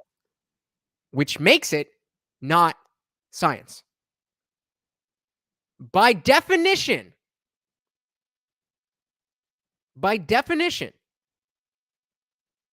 if you are claiming that something is scientific, then if you test if you test things in the exact same parameters, you should get identical results every time.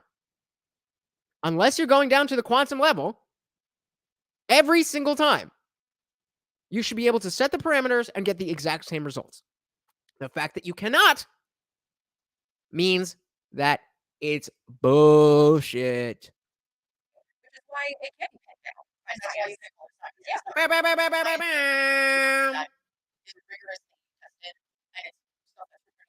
I feel like that's a part of science at large that people don't really understand.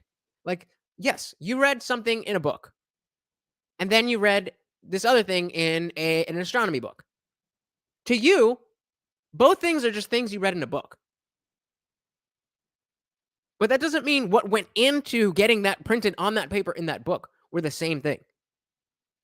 In order to get a paper published in a like a meta study in a science journal or whatever, that goes through a lot more rigor and goes through a lot more of people specifically looking to tear it down than anything in something like astronomy, where it's all just confirmation bias. Oh, it doesn't work. No, that has nothing to do with your life. Well, maybe it's interpreted differently. This is like tarot cards. People have told me this. I'm very weary about, like ABC, CBS, those the main broadcast channels. I think that's like a CBS show, right? But I have, they have a couple good ones here and there, like American Crime on ABC was dope. CBS had How I Met Your Mother, greatest sitcom ever. So maybe I'll check it out.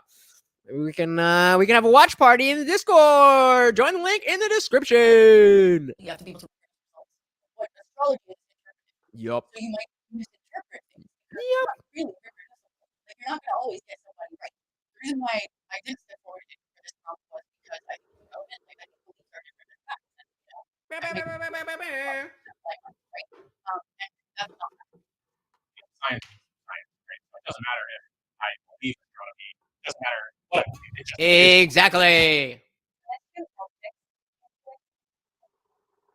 Celestial objects influence people's moods. And so going back to what Indy said earlier, I do think that, certain things like the gravitational, electromagnetic, there's stuff out there that for sure we don't have a complete understanding of. That doesn't mean it's this specific thing that you're trying to say, just because we don't have a clear understanding for it. I'm trying to determine if I would step forward at the prompt. Celestial objects influence people's mood.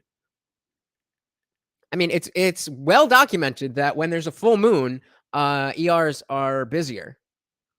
But then that begs the question: is that because people have a confirmation bias that, things are different when there's a full moon and they go and fucking wild out?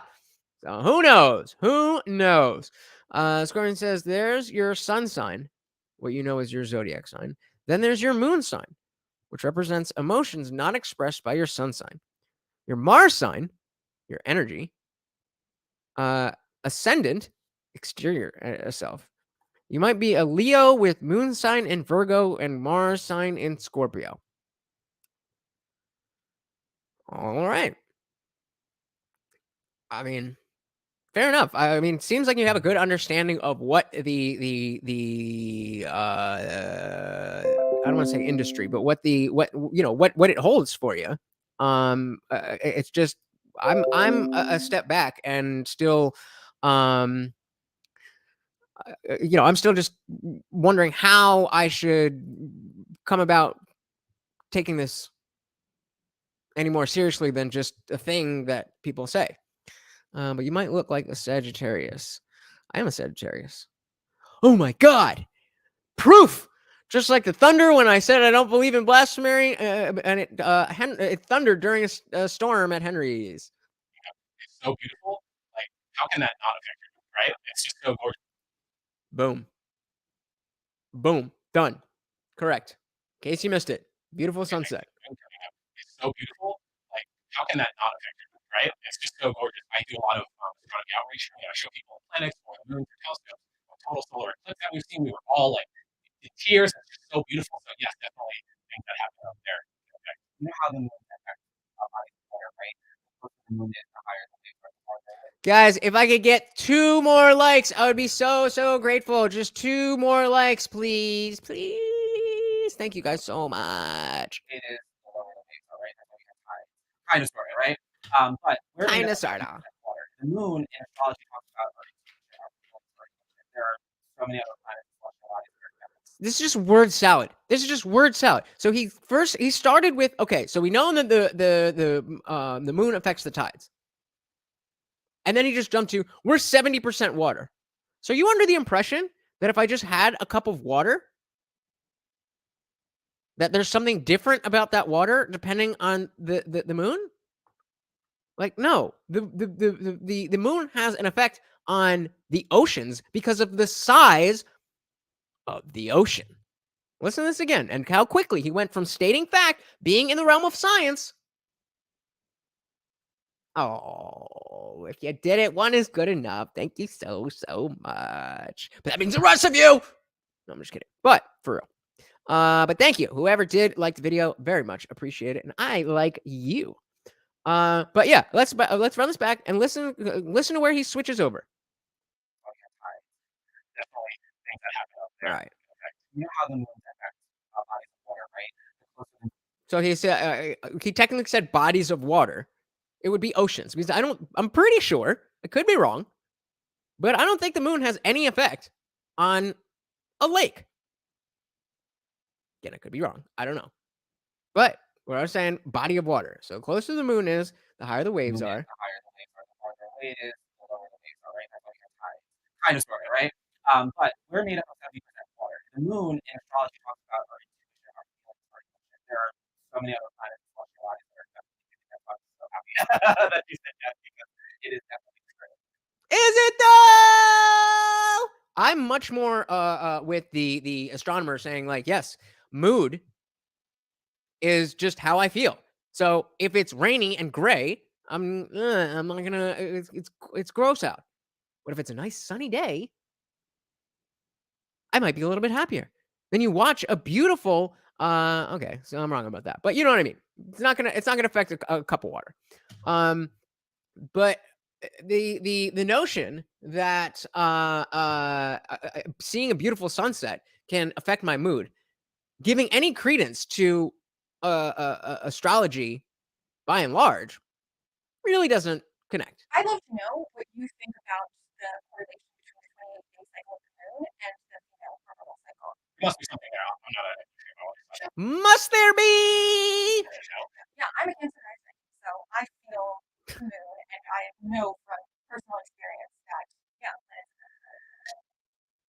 Yeah, so apparently it's not just General Connect saying we wouldn't have tides without the moon, and apparently No Freedom's correcting me and have a huge effect on lakes too. But again, you have a little stream, you have a little river that's running. It's not going to run the opposite way because the moon is in a certain position or whatever. I'll have to say I really like your interpretation of that because when I mean the moment you said that, I was like, okay, I know. I know what it is, but I do agree on that. I mean, look, Mars is really far away. Where's Mars? That sounds kind of, I don't know. That's an argument for personal incredulity. Like Mars is so far away. Well, sun's even farther, but that affects your mood. That affects your day. So let's slow your roll. And he said, Great Lakes, I believe, but same thing. Yeah. The gravitational force that we experience between planets that are further away is really nothing. Can I ask what makes you say that with such certainty? Because I do physics, and so I know like how Sure, but you have plenty of anecdotal evidence. well, the thing is, They got her. They got her. This is exactly why it stuck out to me. You are on theoretically the winning side. You are on the side that is proven to be correct. All you have to do is just say the things that you know. But of course, instead of doing that, little miss, I got a PhD. I should be like, oh well, like the Mars is so far. Like, how can it affect me? And again, as I said, the sun is even further. There's a big effect on your life, doesn't it? And now we got little Miss Astrology over here gotten her. Listen to it again. I do agree on that. I mean, look, Mars is really far away. What is Mars going to do? Like, to my prediction, it just doesn't. Even the gravitational force that we experience between planets that are further away is really nothing. Can I ask what makes you say that with such certainty? The first question. And that is a great question. That is a great question. Can I ask how how you're so certain, or how you have this level of certainty over there? That level of certainty is unscientific. I know, like how. Sure, but you have plenty of anecdotal evidence. Well, the thing is, if you believe something, right? Like you already believe it. And then the thing is, like, I really have mentioned this, like Right, but you already believe that Mars can't have an effect on you because of the distance from the Earth. Goes both ways. It goes both ways. Stop trying to win and just have a conversation. I think you mentioned about correlation between like human experience and the moon is moving away from us. So eventually it's not going to orbit at the same rate, right, the same way. And so what that, I think there's a big thing right now that we're thinking. I would be much more amenable to the fact that, yes, there is a coincidence that the moon has a 28-day cycle and so does your uterus. But I would think that there would be more something specific, not something about the moon and the period. It would be something about 28 the cycle of how long 28 days is. And maybe that's something that has more to do with, like, that's just how long this, that, the other. I don't know. I'm not, but that's where my mind would go as if I'm trying to think scientifically. Be nice, guys. Correlation and causation. I think that's another big divide that we're seeing right now. Like when people are like in the mood or like they're really happy to go outside, like, oh, there's Mars or the moon is full or whatever. That doesn't make sense. Where people can kind of not blame, they're kind of associate it with what's happening. There's correlation with weekends that are causing it. Right? So I that's guess that was my argument earlier about how energetically things are affected or affected by this energy. Is it so many light years away or is it right here, right? So what if I were talking that I think So glad she said that out loud first because it is spelled really weird. But from the New York Times, Betelgeuse is usually the 10th brightest star in the night sky, and after Rigel, the second brightest of the constellation of Orion. Betelgeuse is one of the largest stars visible to the naked eye. if we thought it was right? So astrology might say, oh my god, that's affecting us. That happened 600 years ago. Right. So why is it affecting me now? Like, you know what I'm saying? Yeah. Everything that you see, like if it's something that's 4 light years away, you're seeing it as it was 4 years ago. Right? Not as it is today. I only Oh, talk sorry. planets that are actually like in orbit, like the moon, our basic planet. You know, It's a dwarf planet, not a real planet. that's also the only thing I really focus on. So let's go back to You see how limiting that is.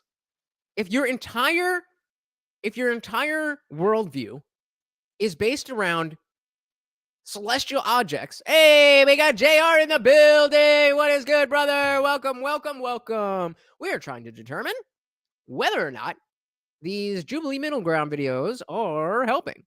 But if you're trying to talk about the universe and the stars and this and that, and you're only dealing with one star, what is it that you could know? Great question. Do all animals have the same cycle? I would guess no, just because of the size of different animals. No Freedom says no, but I guess yeah, one scary star. But yeah, that's very limiting. That if you're only talking about our solar system is very, very, very, very small in relation to the rest of the entire universe. So what is it that you do know? Mars and Venus, right? Because Mars has all these like really rough and angry qualities or whatever. Yes, and Venus has all these beautiful, calm and peaceful qualities. What if I were to tell you that if you were Thank to you, live there General. and sit there, you wouldn't even make it because the pressure would just destroy you. So Shout out to General Kinetics. how's that peaceful? You know, like what is that? Where's this? There are no good that's not that there's a highest expression and a low expression. Ours is not evil. It can represent aggression. There's action and motivation. Venus is in love. There's no bad kind of personality. There's levels here. There's duality. There's highest expression. You know, So every time they try to explain something, it's just like a vibe, like a feeling, like, you know, like You're just saying things. Like, convince me. I'm here to be convinced. And you got what's her face over here being all arrogant, and still. I believe in zodiac signs and their predictions. Ooh, and their predictions. So only one of the astrologers. Zodiac signs and their predictions and what they could bring, and it all depends. Hey, we got JH in the building. Ba, ba, ba, ba, ba, ba, ba, ba. No, that was just the producer in the background. It was not meant to be heard, but they are all mic'd up. Don't you worry. Welcome, welcome, welcome. Glad you are here. We're just trying to determine, do these middle ground videos actually help foster these conversations? Or are they just entertainment? Welcome. How you're attracting the energy, how you're also communicating whatever it is that you get from the energy to a client. That's basically what my job is as an interpreter and astrologer, is to break down what I see on the chart and to communicate in a way that you understand. I just like this estimate about coming up with predictions because Right. the word predictions. I'm Right. not going to believe that astrology is necessarily science because I don't consider myself a scientist. And Good. astrology is such an interpretive practice that using astrology as a predictive tool sometimes does more harm than good. It can create a lot of anxiety, and sometimes it is inaccurate. You're going to get an error in some sort of interpretation. I have a lot of friends and I love astrology. My thing is I have so many more like what's your star sign. So I always tell them, look at what do you think I am? And then it always ends up being wrong, or like I'll finally tell them afterwards. I'm like, I'm this, and they're like, that's so weird. That doesn't make sense to me. So that's why I don't believe in star signs. I know that you guys said that, but that's why I don't disagree with what you guys said. That's why I Star astrology or sun sign astrology, that's very, very, very actually rising.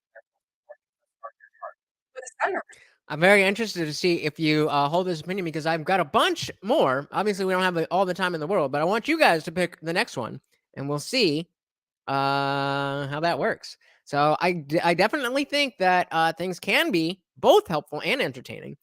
And I think there is definitely an aspect. I just wish they would get a little bit more meaty, you know? is their own sense of self. And when you first meet someone at a party, how much are you going to be able to know off the bat from your first impression of them what their sense of self is? What I think is that because we live in a world where we don't know people well, we have a way to be able to somehow describe who this person is and who this person's image is.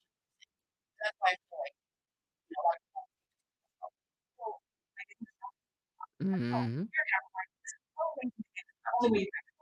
No, astrology is very much about the possibility, not necessarily this is what you are, this is like I don't like. No, it's just like this is what you're So what you're saying is it's useless that you're making predictions about what is possible based on nothing, based on the position of the stars. And you make them vague enough so that whatever prediction you make is somehow, you can fit it if you want to believe. If you want to believe, you can believe. See that everyone has like all possibilities are available for everybody. Yes. Well, I mean, to a certain extent, even if you are with a person, your regular time could be affected by a certain relationship with the same partner. So it's not like you're just this. No, that's this. You gotta know this. It's people like to make it It does though kind of sound like you're still compartmentalizing. Well, Yep. to the point of like there's 7 billion, 8 billion people in the world. How can you categorize them as opposites? But the deeper you go into astrology, the more nuanced it gets, and the more personalized it gets. Same with religion. The other side doesn't fully understand study of celestial objects. That's a good one. Yellow Fever said, men are from Mars, women are from Venus, and Scorpios are from Uranus. Good one, good one, good one. I missed this. What? Oh, the other side doesn't understand. You guys are doing something that's The other side doesn't fully understand the study of celestial objects. very scientific and practical in what you are studying. But just because something isn't practical or scientific, you can still study religion, you can still study the Bible, the Torah. I don't Agreed. I like her. Thank you. Again, conversation over. Astronomy, like the scientific career, into how we understand and how we know what we know now. Standing on the shoulders of giants, all the people who studied it before us, and now Do we people know, hate your and we Scorpios? prove what they've studied is correct. It's very like actual. I'm from my point of view as an astrologer, like I'm like, you know, things are definitely factual based, and like astrologists sat down and Are they though? they come to a consensus of what is based on a better place, what energy is based on, and that's what gives them more I think again that's really right. You guys correct, but I agree with it. There's so many things going on way far away that we know about that like, they don't have the necessity to know about, and because there's a lot of stuff that you guys interpret that we disprove in a way, or that we see evidence for, is going to be attention to your guys' point. That's kind of what I Has anyone changed their mind? If not, that's fine. But the idea of what this segment is supposed to do is, hey, we got Salty Plays in the building. Welcome, buddy. So he is currently in the lead for the Discord ranking competition, and nobody else has even applied yet. Said I shoved a burger in my vegan sister's mouth, and she went to the hospital. Why did you do that? I honestly had no idea where this was going, so now I'm gonna look stupid. Yeah. Don't do that. Because we sting on the iOS. All right, well, always rubbing folks the wrong way. I guess should stay away from those Scorpios, eh? Salty Middle Ground is a segment or a subset of videos that the channel Jubilee does. And they will have a topic, and then they will bring in people from one side of the issue and other side of the issue. Then we'll present a prompt about the topic, and then the people will talk about it. And so I think it's really cool to bring people together of differing opinions and have them converse about the things that they disagree with.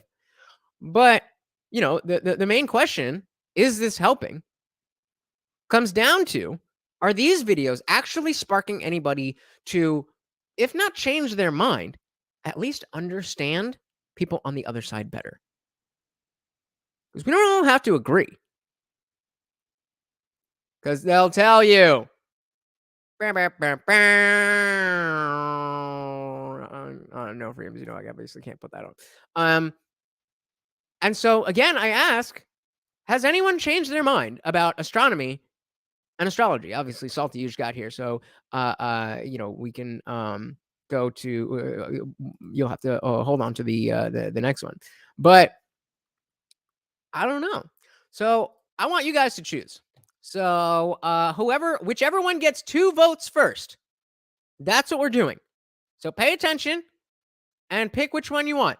So we've got, do miracle healings exist? Doctors versus holistic healers. We've got flat earthers versus scientists. We've got trans men versus conservative men. Is masculinity disappearing in America?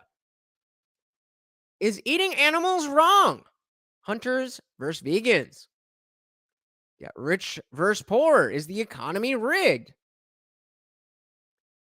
Mass pew-pewing survivors versus NRA members.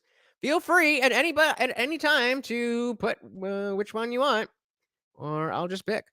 The other one is, can rival gangs coexist peacefully? Where they brought in some Bloods and some Crips. We got cops and ex-felons seek to find common ground. And finally, should sons be raised differently? Should sons be raised differently? Fathers versus daughters. So those are the options. We got miracle healings exist, flat earthers, trans men versus conservative men. Is eating animals wrong? Rich versus poor.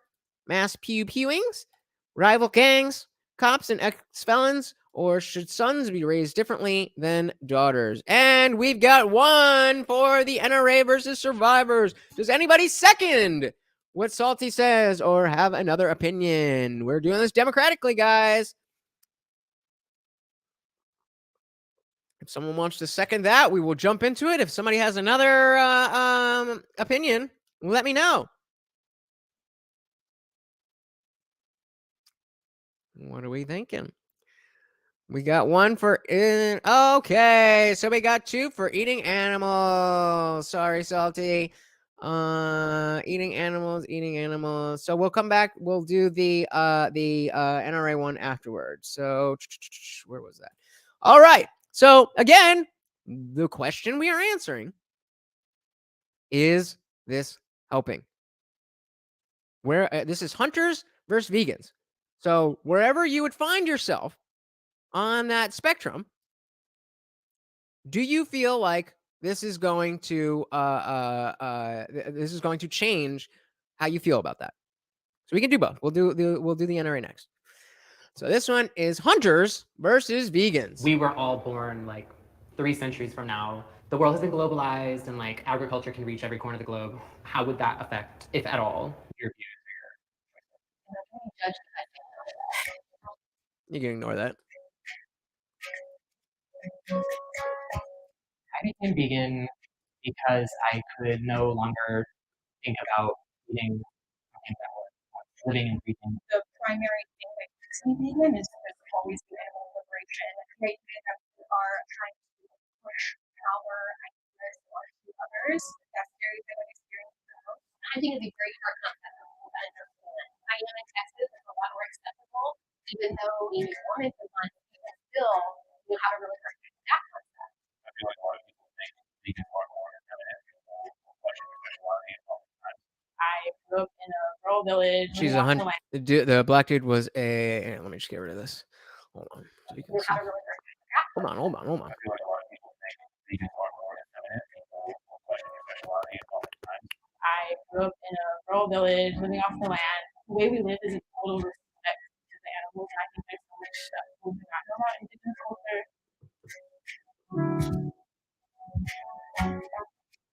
Indy, we can watch this in the panel if you want. My name is Danny. I'm queer, vegan.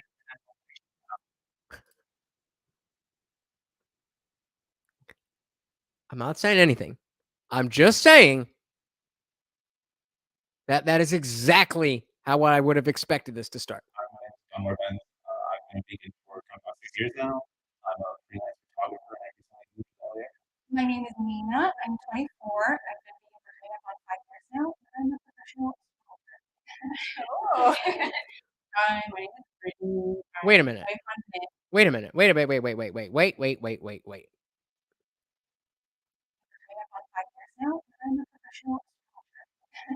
Wait, is this the same chick? I gotta read through this. I don't know what. Says we kill, beat, enslaved, eat, sleep, etc. animals. Can you imagine when animals evolve to something like us? Damn, I don't want to be alive to see that emotional talk. Well, don't think you. I don't think you will be. I don't think that's anything happening soon. But I mean, it's pretty simple. It's not like y'all don't do it. We doing it too. End of conversation. Were you not eating other living things to survive? Yeah, we were doing it too. I couldn't do that. Walk out of what? Yellow Fever says, I just watched a butcher buy $160 ribeye slab and demonstrated how to cut it into 2-inch steaks and how much fat trimmings to cut off. He saved $80 by what are you paid by Costco here?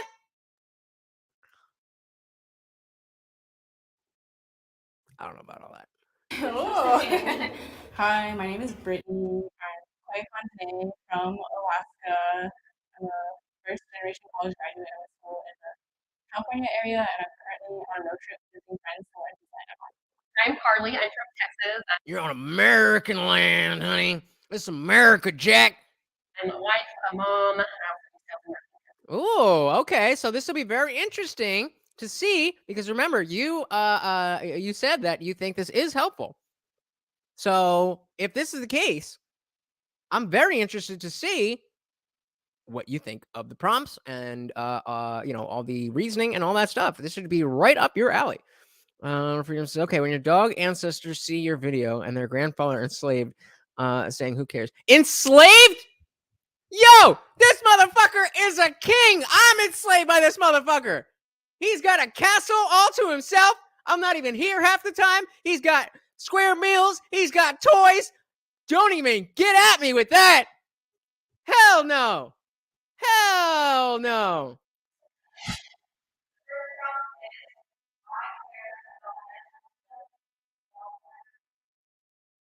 I care about animals' well-being. Is that surprising to y'all? 200 squats with her? I would love to hear why. I do want to say that I used to be very anti-hunting as well, right around the time when I was very anti-gun. And that's because I didn't understand anything about hunting or guns. So it makes a lot of sense that somebody who's like, wow, you're a hunter and you care about animals? How could that possibly be? Well, it's very, very, very simple. And I was in the position to I didn't actually do anything about it, but I was in the position to decide, okay, I accept that factory farming is definitely immoral. So I don't want to contribute to that. So either I should go to I should go vegan, or I should start hunting. Now I kind of got wind of some lab grown meat that is actually they take cells from a real animal and they replicate the cells, so it's real meat. It's not like fake things, but there's no consciousness attached to it. So it's organic meat, but it didn't come from an actual animal. Good question. Do you eat meat, Scorpion? But yeah, so let's see the she knew exactly this woman here. She's like, oh, I'm surprised. I bet you're surprised that hunters are here, and they look surprised. Hunters have the utmost respect for animals. And I think that's a really hard thing for people to see. Have to love something and respect something because it's just a hard concept, right? Conservation is a big reason why I hunt. Not only do I food for my family, but I can do a certain number of deer each year, and that will keep that population in a herd, right? I guess I never really came to a conversation with angle of vegan versus hunter is always vegan versus eater. So I understand in a sense the respect you have to what you're doing. I just know I can never do it. And I think that only is one night. Maybe more bigger issues is not. This was a huge, huge problem until fire. But it's more people who eat meat that don't understand it. So they're going to eat meat that was slaughtered at a factory. But I can't just jump in here with great bullet in the heart rate dies. How we're supposed to die. That was the argument right there. That a wild animal, especially an animal like a deer or an elk, there is only two ways for that animal to die naturally.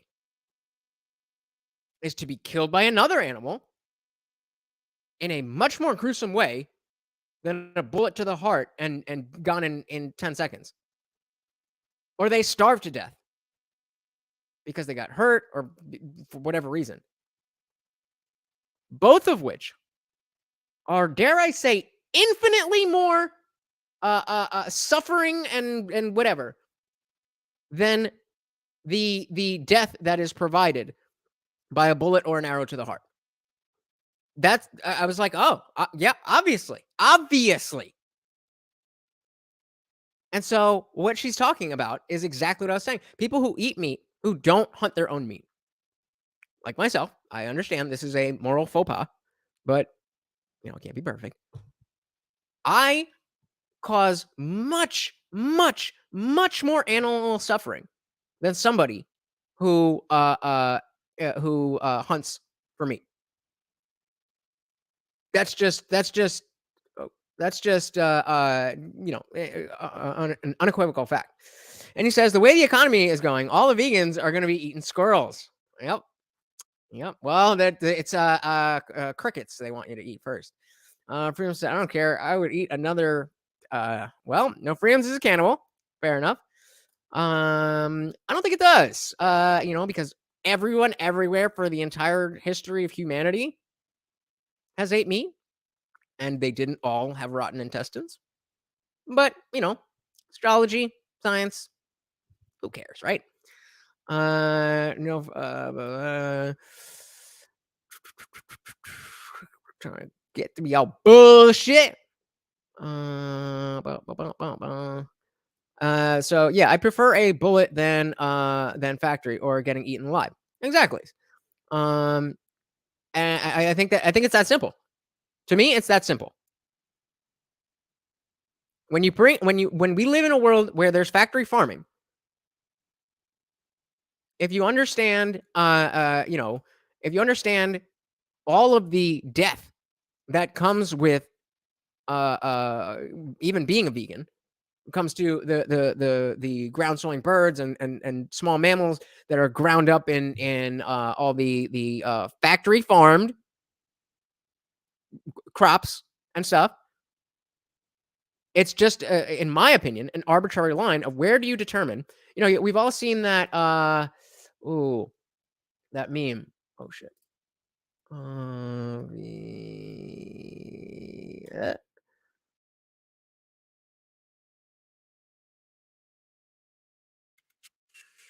We've all seen this before, I'm sure.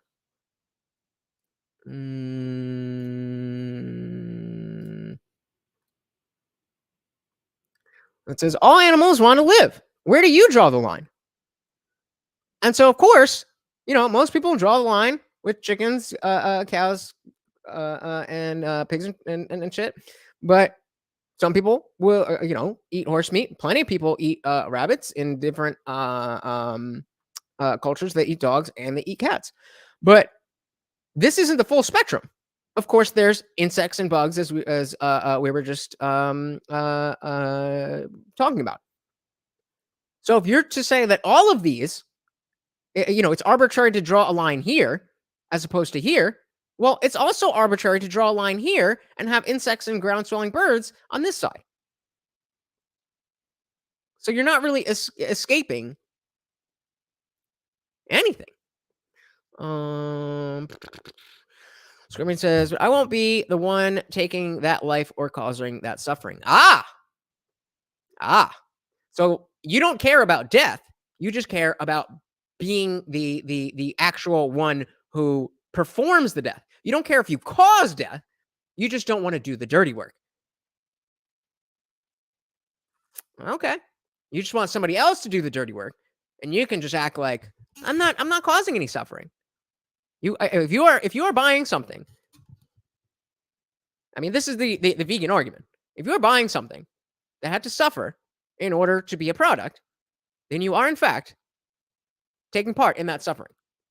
All you're doing by not actually doing the thing that causes the direct suffering is outsourcing the level of evil to somebody else. It's not any more moral to pay somebody to murder somebody as opposed to just murdering somebody. It's just the you won't eat what? What do you eat?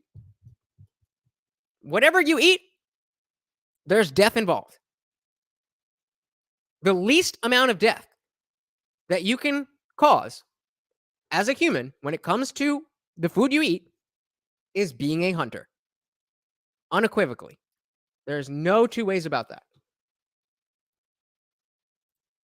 With one of the people that I could never even be vegetarian.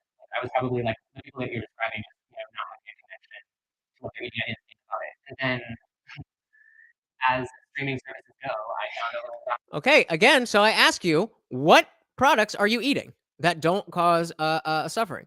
Okay, from your trees, fair. So you only eat food that you grow. I'm not attacking you. I'm asking you. Because if you buy something that is mass produced, whether it has animal parts in it or not, There's pesticides. There's mills. There's no way to escape death and sufficiently nourish yourself, at least as far as we know. Documentary through the suggestion. And like I remember I went to brunch. You can minimize it for sure, but that's not how. And I'm certainly not speaking about you personally, but just the vegan vitriol in general. That's why we have the joke of how somebody's a vegan is that they'll tell you is because we have this strong rhetoric. Plants consume dead animals to grow. Exactly. Yep. Honestly, humans could probably live off chicken, eggs, and cow milk. Well, vegans don't eat either of those. Vegans don't eat either of those, despite the fact that it's not harmful. Now, arguably, yes, breeding cows for milk and whatever that is, there's an argument there. But if you're on a farm and you're not like, you don't have there's nothing inherently harmful to the cow about milking the cow. The same way a human, it's nothing wrong. Same thing with eggs. Chickens will eat worms and grass and shit, and then they shit out an egg, and you can eat that, and it harms nobody or nothing because it's not a fertilized egg. Yeah, we live in a world where everything eats each other. And yes, it is about reducing the suffering. I do agree with you there. But again, I'm asking you, what is it that you eat, or is the fruit from your own trees the only thing that you eat? If not, then okay. So do you? Is that what you're saying? That morning, and I had like sausage and egg and like fried cheese, and then that night, Yummy. I watched the documentary, and so that's why I'm vegan, because I can't support like us as an industry. I watched one documentary and they told me exactly what to think, and so now I changed my entire worldview. What was one of the very first things I said when we watched The Greatest Lie Ever Told, the George Floyd thing? The very first thing I said is that this isn't news.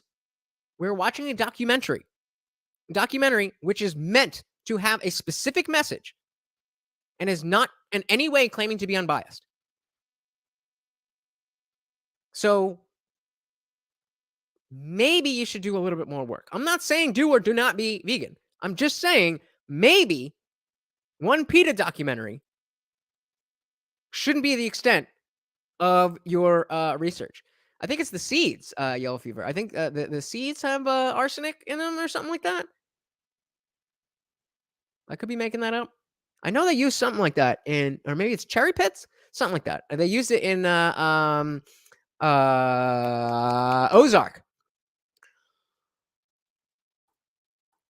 I don't know, man. When I watch why women get paid less, I realized how. What are you talking about?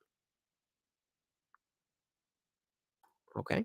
And he said, I just had 4 little deer run across my path on my walk home. They look very tasty.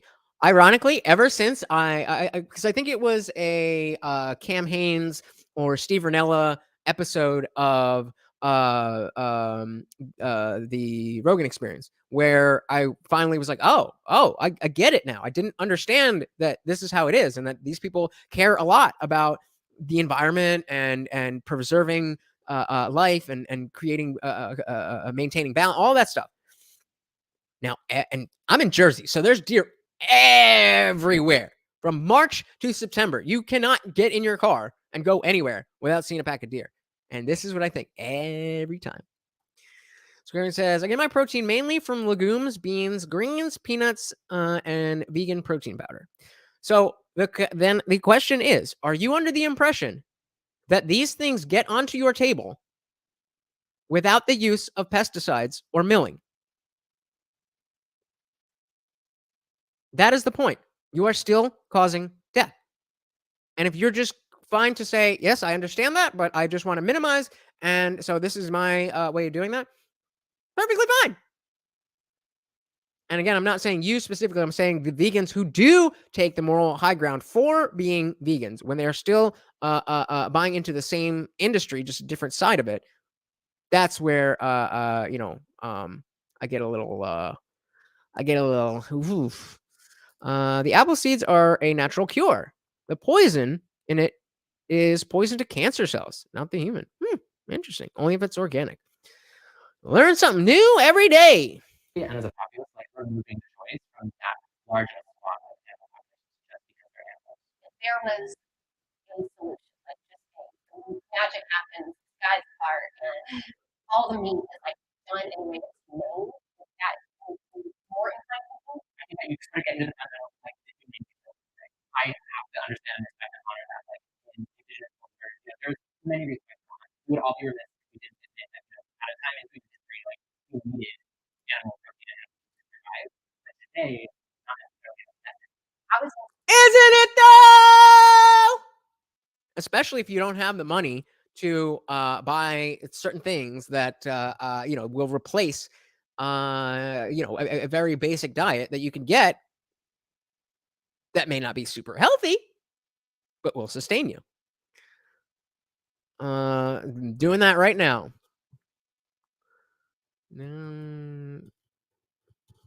Yeah. Can't do that, but appreciate the By an ethical hunter. And again, I think that's a harder concept here. Because asshole hunters. But that's what I saw conservation and I saw ethical hunting and I saw why we do it and I saw food, I I buy beef and pork from the supermarket on the regular. She hasn't bought into factory farming in years. So you said you're a mother, and you think of like Bambi. You ever consider the small baby animals that you're taking their parents away from them? Okay. So Bambi doesn't exist.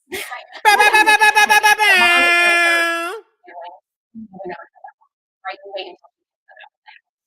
And that's part of like ethical hunting. That is like that. Really, really. Like you wait until You go for the bucks. You go for the males. You go for the older males who have lived longer. And if they continue to be part of the pack, then they will take out the younger males and cause there to be less of that animal. No, absolutely. You can. I mean, my brother's been a vegan for probably, I think, over 20 years. I think he's been a vegan for, or at least eventually he started when he was 16. He's coming up on 40. And he's definitely not malnourished. But it definitely is it definitely is something that you have to be very conscious about. You can't just walk into it and be like, oh yeah, I'm gonna just eat this, that, and that, and like eat Twinkies or whatever snack is vegan friendly. You really have to make sure you're getting all the nutrients that you need. And so there are a lot of vegans who are malnourished, but that's more about the people than the notion of minimizing the animal product that you consume. I learned from my Tlingit cousins that in Southeast Alaska. They're the ones that invented the fish hook. It was so wide that only I don't know if you know this, Scorpion, but we can't see you. I mean, you got a little profile picture. Maybe if somebody's got on like a giant TV, but I have no idea what you look like. the full grown halibut could get caught. It's a generational thought. You're not just thinking about, oh, I need food negative. How do I make sure I protect their natural processes? When fish hooks are made now, anything they put on. So many of our pre-colonial traditions were staying in balance with animals, practices that prevented overhunting, and the people who are living on the land, who are fighting for the land, are doing last priority. We're not allowed to fish if there's commercial fishing. We're constantly being watched and timed, constantly having land taken away. If you look at any community, it's constantly. Oh, word! What are you holding out? What's good? Let's get to the Discord and get it popping, girl. Happening to them where they're told you're not allowed to do this, it's all connected. It's all So veganism is a privileged way of living. I would agree, but I definitely would be open to. Um, there's absolutely.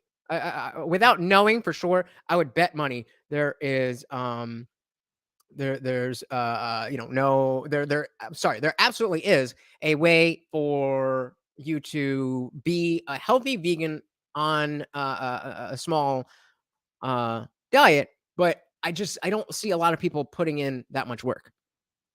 And when I say that much work, I don't mean that it's a lot of work. I just mean people are lazy.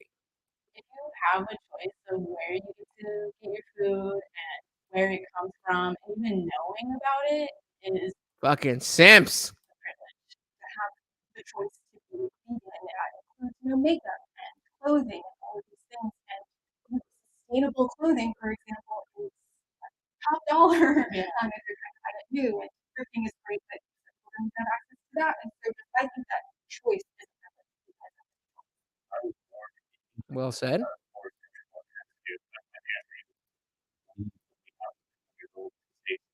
Really shape how my life would go. The lifestyle that I'm living is a stark contrast from people now. I feel like I have to talk about how veganism, especially in the States, especially in the global that has been totally co-opted by like anti-whiteness.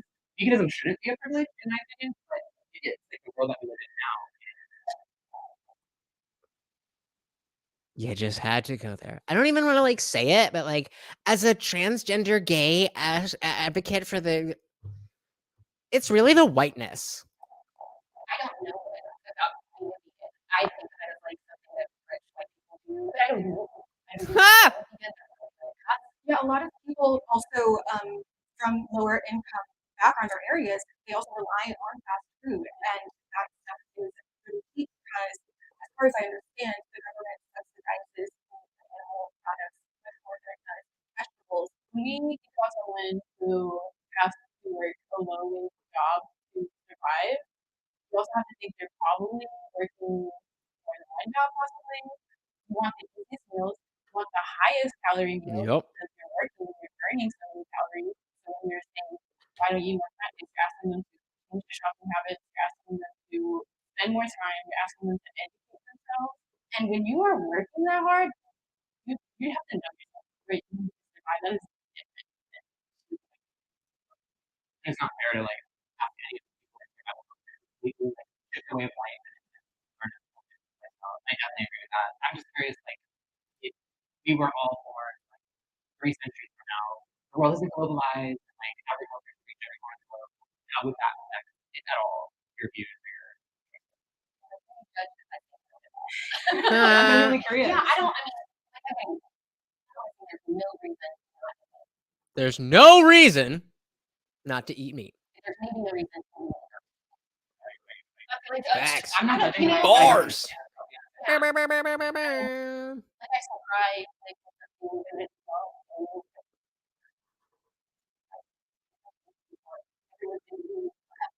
That's true. no, and It's been there's long never time. been a culture ever where they get shifted. They're plant-based and Mediterranean, Buddhist, and pork. I heard a very liberal elite. Actually, let's see if I my ears on point. It sounds like it's a natural order. Okay. That's interesting to hear because I'm firmly of the belief that like we are animals. So for me, the natural order perspective doesn't hold on water. You know, that's in other parts of the world, believe it's weird that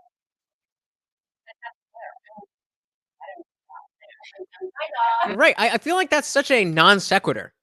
Like we're not talking about that. The same way that I have different feelings for my parents than I do some random strangers. If it came down to it, and I had to eat a human for whatever reason, and there was no anything except human, that is the only thing that exists on Earth, then of course I'm going to go for the strangers first. That has nothing to do with whether cannibalism is a moral thing. And there's a bunch of UFC fighters who are vegan. you can definitely do it. It doesn't inherently mean malnutrition. I'm gonna go with no freedoms being. I think it was no freedoms. Being a little bit more lighthearted on that. But yeah, the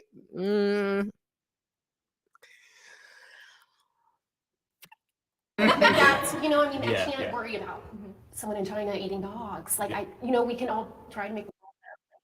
It's interesting because it does kind of challenge the natural order perspective. Like, Where do you Right. Something to think about in this conversation too is knowing that in the past there's so many people that were exploiting you. Core of this, I think, is having that respect for your movement. I fully agree with that. I think there's also that you can make cookie free avocado right, harvested by people that are being exploited. So And everything is the point, right? A lot of people are going literally in their backyard, shooting something, processing it in their house, right?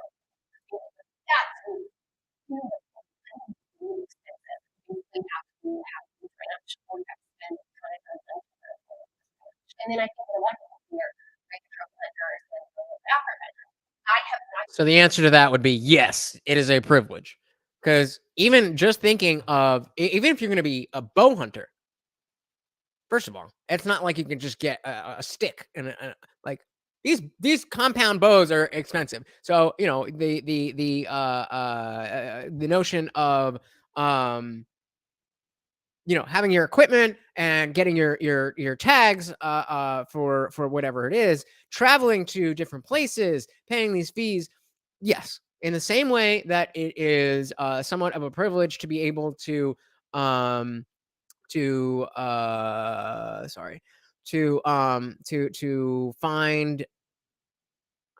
come on, to be able to sustain yourself on a vegan diet. They're both privileges in their own way. I don't really feel like that's a I've done meaningful. that. Yes, that does not mean that I am not for it or against it. I do know that tourism in Africa is a money maker for them. I mean, Mhm. and having an entire animal and multiple animals that hunters give them is a big thing for them. My question about why would it have to be a tourist? It kind of sounds like Because they don't have the fucking money there. It would have to be a tourist because nobody there has $20,000. 20,000 US dollars. That when you pay when hunters pay that money to go on this trophy hunt in Africa, all of that money gets spread around the whole town, the whole city, the whole tribe, whatever it is. So, white savior complex.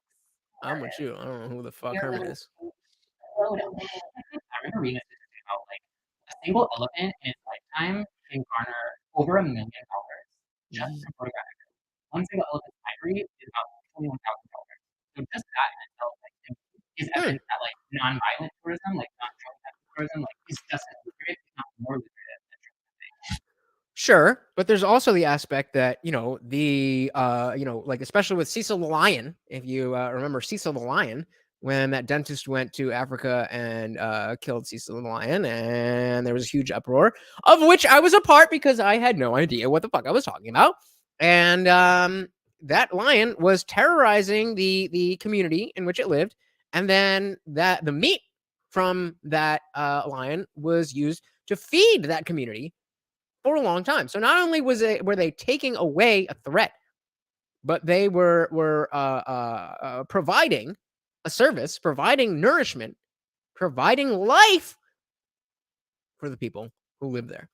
Emil says, libertarian me, no license for hunting or marriage or cutting hair or anything to infinity. I mean, so I'm with you there, but in the sense that we're talking about, right, but because of the licenses, you have to understand that, okay, if we're, under the libertarian mind framework, this is their land, this is their animal.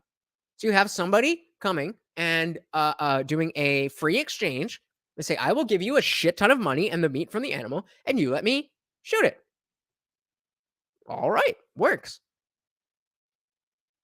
If if it, if it's, in your own backyard, then sure, you shouldn't need a license to shoot like a fucking squirrel in your backyard. But a lion's a little bit different. Hunting is only acceptable if it's for food. Come on, Britt, I had to read. I thought we were gonna get a clean split. Get a clean split, and I actually generally would generally agree, except for I don't know how to put it, like economic balance. Like when they have I think it's in Australia, they literally have to go up in a helicopter with a machine gun and mow down these fucking hogs because there's so many of them. It just takes over. So I definitely we got somebody to change their mind. All right, General Kinetics is going vegan. Clip it, screenshot it. Now it's out there. Was asked first, I would have disagreed. But after hearing your story, it is necessary. If you're hunting for food, then you're saying that your life is more important than that other animal's life, and that is more reasonable. Something that's saying that your pleasure or your trophy or whatever is more important than And again, that's where their minds go as the vegans. Their minds go to your trophy or your fun. But I don't. Does anybody know what it's called? Like quelling the population or something like that? There's times when they have to do that. There's just too many fucking animals, and they will destroy the ecosystem, especially when there's non-native species. It's all throughout history, people have brought animals to places where they didn't naturally evolve, and it's fucked with the ecosystem. And thank you, Scorpion. Thank you.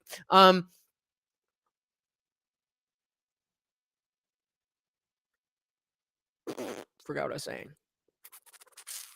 But yeah, that's where the calling, exactly. That's what I was talking about. And I don't think there is another way to deal with that. And I could be wrong. I don't know much about it, but hopefully that's what our girl back here is about to say. There's also safety, which I now realize, Mhm. and it's like almost 2 hours if you needed a medical emergency evacuation. So yeah, I don't know any killing besides safety and like food, and then we're still trying to. But that's different. Safety is different than food. You just said safety and food, so you disagree. There is just biology of land, and there's biology of carrying capacity, and there's biology of how you Yup. taking care of that. I know that people are not hunting. There's not enough food. There's not enough water. There's not enough shelter. Which brings us back to the question: would you rather that deer die from starving to death, or have it all be over in 15 seconds or less from a bullet through the heart? For me, I will keep one for the team, and I will shoot hunting deer this year to keep the land in check and the ecosystem in check. I don't disagree at making a great my question is actually like what's actually sitting at the root cause of the deer overpopulation? Is Too the many root cause deer. that people aren't hunting enough, or is the root cause that their land is being taken away? So me making an assumption, hunting is ending. Like, I wish I could get very, very far and like, oh, Yeah. I'm done. Look, where are animals going? They're dying. You know, I mean, like, what is the solution? I don't know. Because a lot of the time that we try to decide what animals know or not without the guidance of the people who have been doing this for thousands of years and have relationships with animals. There are solutions. There are people that know it, and we need to push people in power to push voices who have this knowledge. Interesting. I do agree with that. But it seems like she doesn't agree that hunting is only acceptable for food. So any film says if Pfizer developed a pill to take 3 times a day and you get all the nutrition needed, would you take it?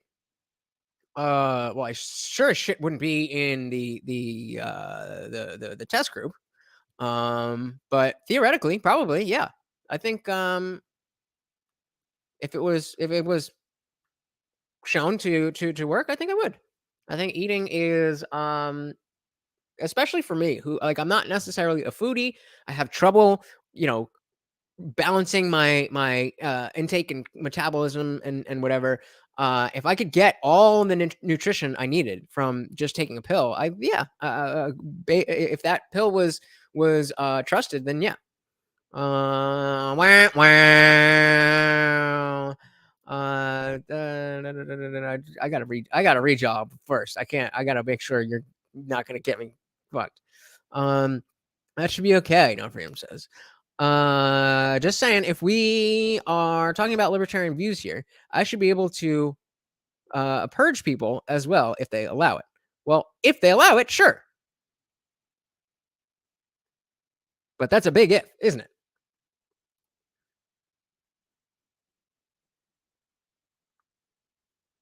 It depends on what you need. Again, I'm trying to stay away from the big words. But it depends if you need it. If you are on a desert island and there is nothing but you and other people, and it comes to needing cannibalism, then it's happened before. Like what do you want to do? I mean, I've never trusted anything Pfizer, but medical science is not the same thing as big pharma. They are inextricably connected, but I trust medical science, not big pharma.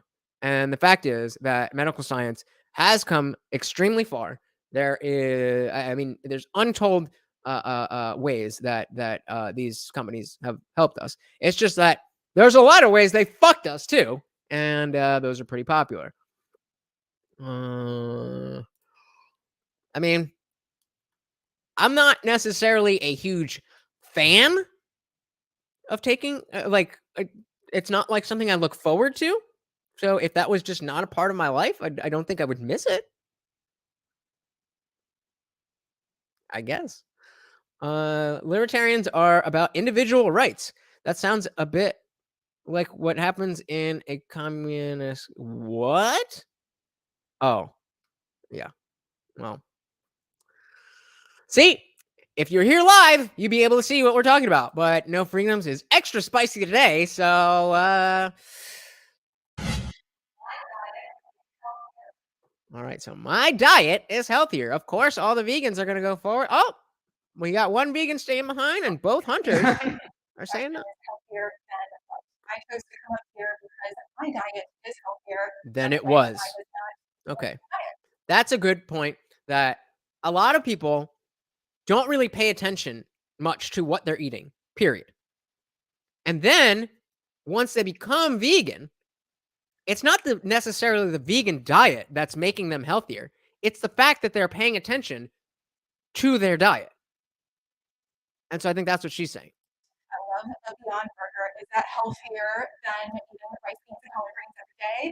Rice, beans, collard green. Do I believe that eating plant-based is healthier than eating animal products? Yes. If you're super intentional about what you're putting in your body, then it's going to be healthier than someone else. That's also healthier on an emotional and mental level. There's this attachment, this emotional attachment that you're going through when you're eating an animal, and that to me is emotionally unhealthy. I think awareness. Is it though? I don't feel any type of emotional disconnect when I'm eating. Maybe you do. And maybe that has led you down to, feeling like you have to be vegan. Fair enough. But please don't project. Is one of the healthiest things that we can have. I know if you search veganism online, especially on YouTube, you can see very dangerous vegan diets being told to a massive audience, young impressionable people. Oreos are vegan, cookies are vegan. And it's at 1 a.m. I'm down to eat Oreos. I'm like, Are Oreos vegan? What's in the fucking cream? yeah, I'm 24, so I feel like I'll just keep on picking. I don't know. Coming here, I want to be very careful in my movement. I eat is better.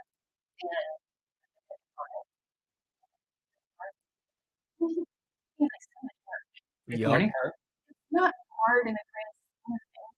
I feel a lot better putting in the work because I feel more empowered. Hey, we got Iridium Kush stopping by. What is up, brother? Glad you are here. Dropping a like. Thank you, thank you, thank you. If anybody else hasn't done that, please do follow Iridium Kush and hit that like button. And while you're at it, tap subscribe. You're having a good time, aren't you?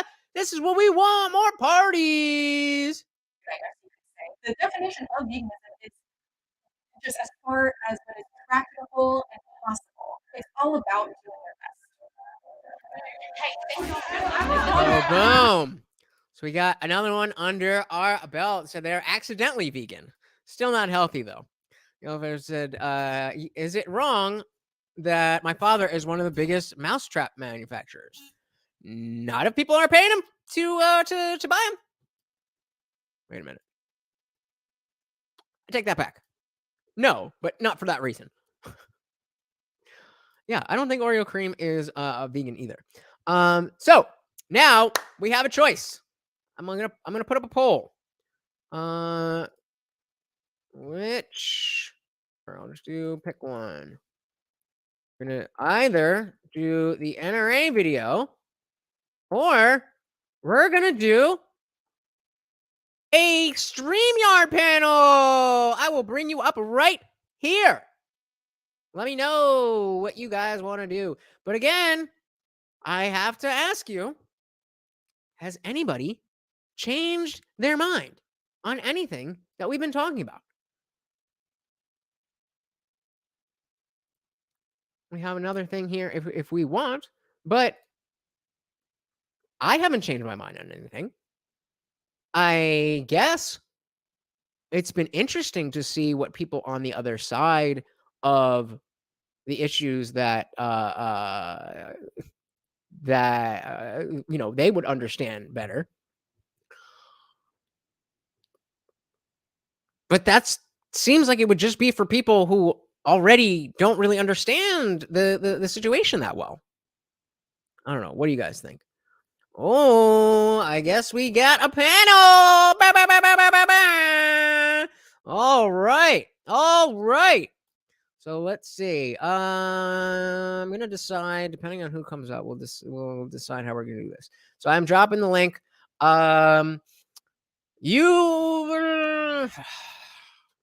Please don't be on some bullshit. I'm not gonna do this again if you're gonna be on some bullshit. I'm gonna make your cam up. I prefer if you did.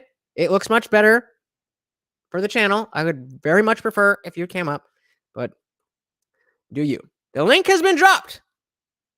So this is the question at hand. Has anyone changed their mind? Or alternatively, are these videos helping?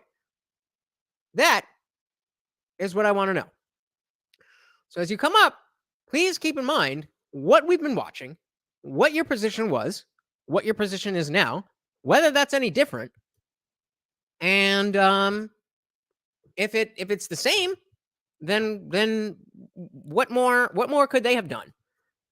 Certainly there's a way to have these conversations where maybe changing people's mind doesn't even need to be the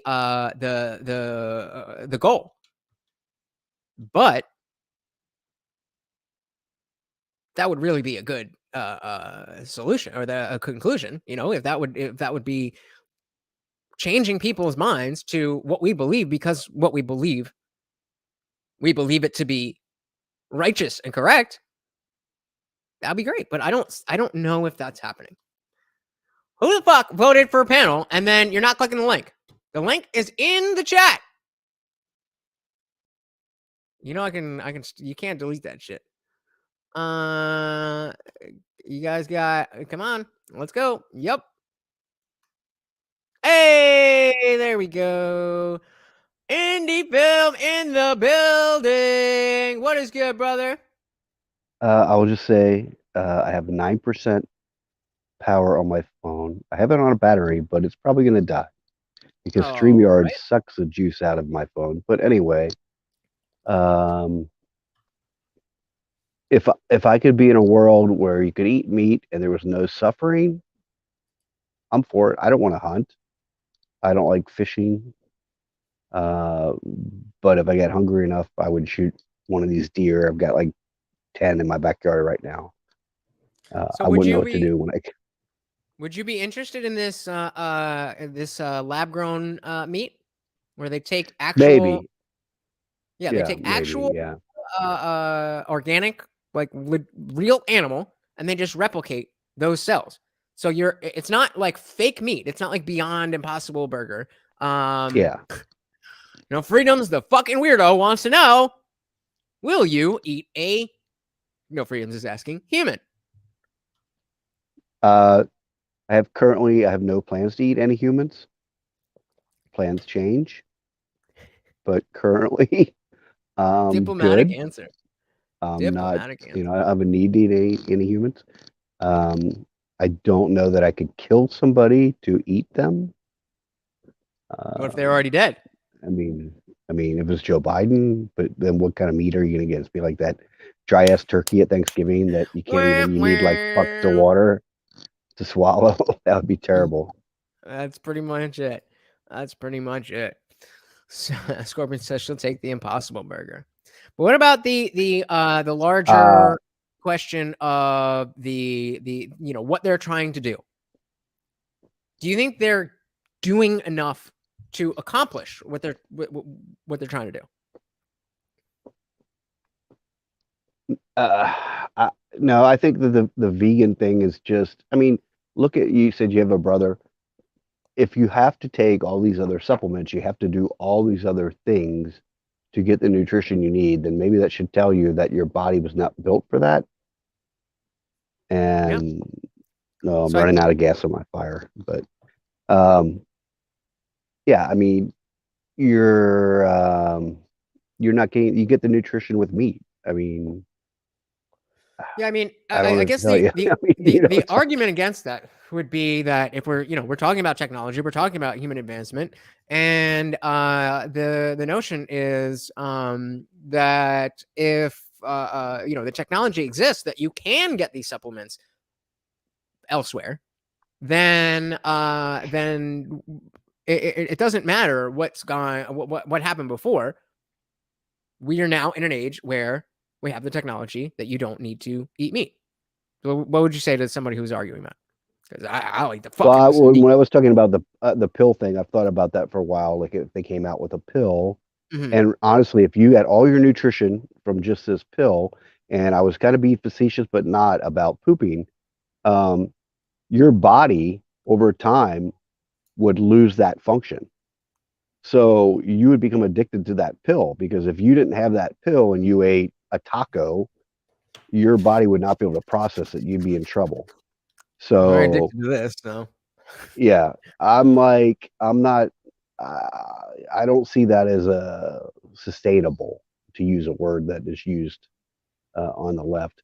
I don't think that is a sustainable answer. Well, when it comes down to it, it's just about resources. And if you're talking about something that has to come from one company, then it makes a lot less sense. But let's say, Pfizer comes up with this formula, and then 50 whatever years goes by, and now we have the generics. Well, now you can still eat. You can still get, whatever. Or you can decide to go down this road. And there's people who detransition another no, I guess the left hates that one, but who go through being a vegetarian or a vegan for a while and then don't end up sticking with it, and they have to kind of transition and slowly get back into it. So I'm sure if I was we're speaking theoretically, we this pill is invented, it's proven to be what it's supposed to be, and it's available, then I would just take that and maybe eat can of soup every day or something. Just keep a supplement. You're eating salad. Yeah. You eat like a salad every day, so your body still has to process that. Okay, yeah, I can see that. I mean, I don't know if you've ever heard about how the astronauts, they would send them up back in the heyday, and their breakfast was steak and eggs, because that was the most pure thing that they could find that they wouldn't be wasting or have a bunch of waste while they're in space. Their body absorbed all of the steak, all of the eggs, or 90% of it, or whatever. Well, how did they grow potatoes then? In space? On Mars? Yeah. Yeah, on Mars, yeah.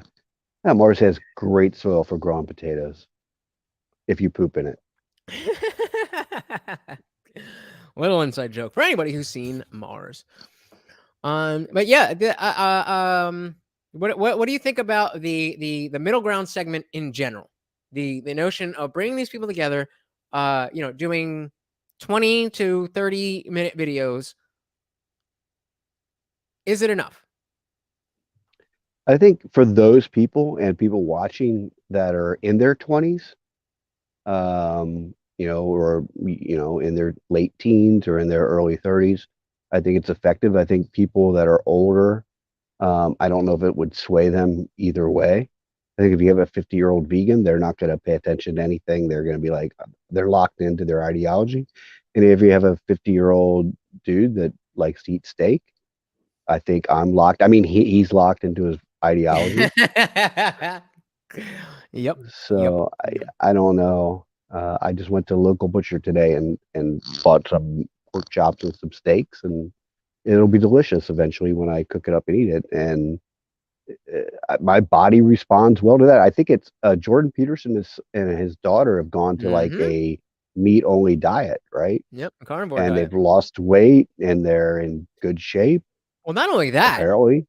Not only that, but the reason that whole thing started was when Kayla Peterson had I don't remember exactly what it was, but she was like immunocompromised, like a bunch of issues with just how her body was working, and she was recommended to do the carnivore diet, and like that, I think within a couple of weeks, everything that all of her ailments literally disappeared. And so Peterson did it, and then even Rogan did it for a while, and he was like, yeah, I mean, and then of course we've got the Liver King. Are you familiar with the Liver King? No. Oh, I gotta show you the Liver King. No, Freeman says those videos suck ass. Sadly, old people can be changed almost the same as young people. Big brain take there. All right. Let's see. The Liver King. You gotta see this shit. Type of 1 if you don't know who the Liver King is. I'll just say I don't. You already told me that. Let's see what.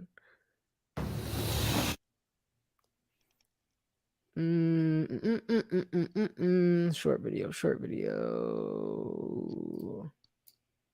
No, I don't know if he's eating in this one. We gotta eat. All right, whatever. So the name is Liver King because liver is king. All right, Primals. This is our last day here in the UK, here in London. We're getting ready to go raise some hell. We're getting ready to go meet a bunch of badass Primals at Piccadilly Circus. So we're about to go have a blast. Welcome, Scorpion, to the Liver King. All he eats is raw meat. London's full of Primals. Yeah, boy. Yeah, boy. Yeah, boy. Yeah, boy. Yeah, boy. So I'm a stand-up comic, and over the last 10, 15 years, I got really fat. And at the beginning of lockdown, I lost 2 stone with 1 kettlebell watching your videos. That's how to do it. You guys know what a stone is?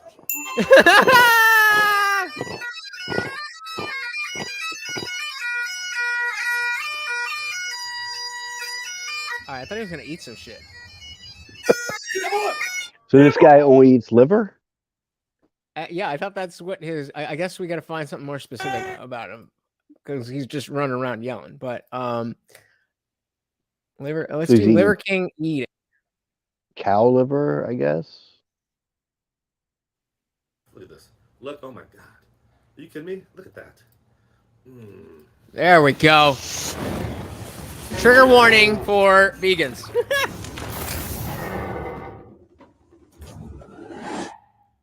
Okay, so this guy obviously works out a lot too, right? Oh yeah. Fast by doing a simulated successful hunt, and now it is time to feast. Here's what we get to have: 3 ounces of liver. We got a couple ounces of pure marrow that we're going to scoop right out of this. Right out of this femur. Pure. Femur. I barely even know her. Femur. We got 10 ounces of some bone and skin on sardines. 3 ounces of some fresh sashimi style testicle. We have our vegetables. Testicle. We have I'm gonna skip the testicle.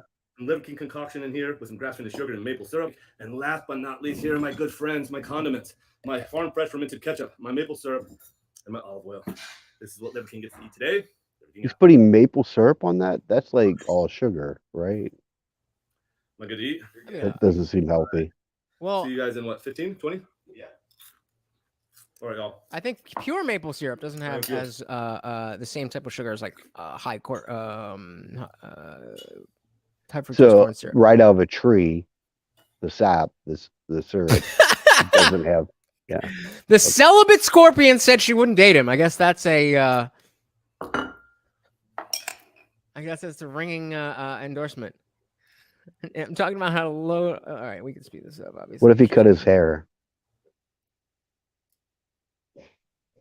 I don't think he. I think he just eats and exists, just like this. This is what he does. Come on, struggle streaming. Jesus, salty plays. Come on, man. This is not becoming worth it. This is becoming not worth it. But yeah, he'll just eat all of this raw shit, and yeah, they call it a mukbang apparently. But going through the testicles right away because they don't taste that great. Well, they're hella good for you. All right. Well, I mean, are they? But are they? All right. Well, that's the Liver King. We'll be done and we conquered it. So now we're gonna have this delicious liver. Pork rind. So it looks like the Vikings have they're invading England again. Pretty much. All right. Fuck this shit. But yeah, that's the Liver King. And you know, again, I don't know if we're getting enough from Jubilee and Middle Ground. I hear what you're saying about people who aren't very initiated, and I think that makes a lot of sense. And there's levels to this game. You have to there has to be an entry level, and this seems like that entry level. Would you agree?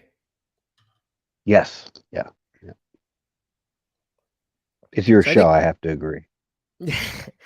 No, you don't. But I think if there were people who were, if you're looking to get into having discussions with people who think different things than you, this is not a bad place to start.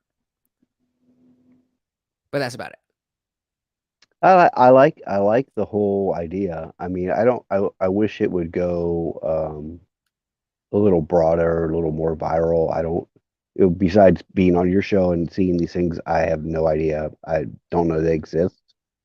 That's what I'm here for. I would like to see a bigger spread for this kind of thing, reaching out and hitting more people.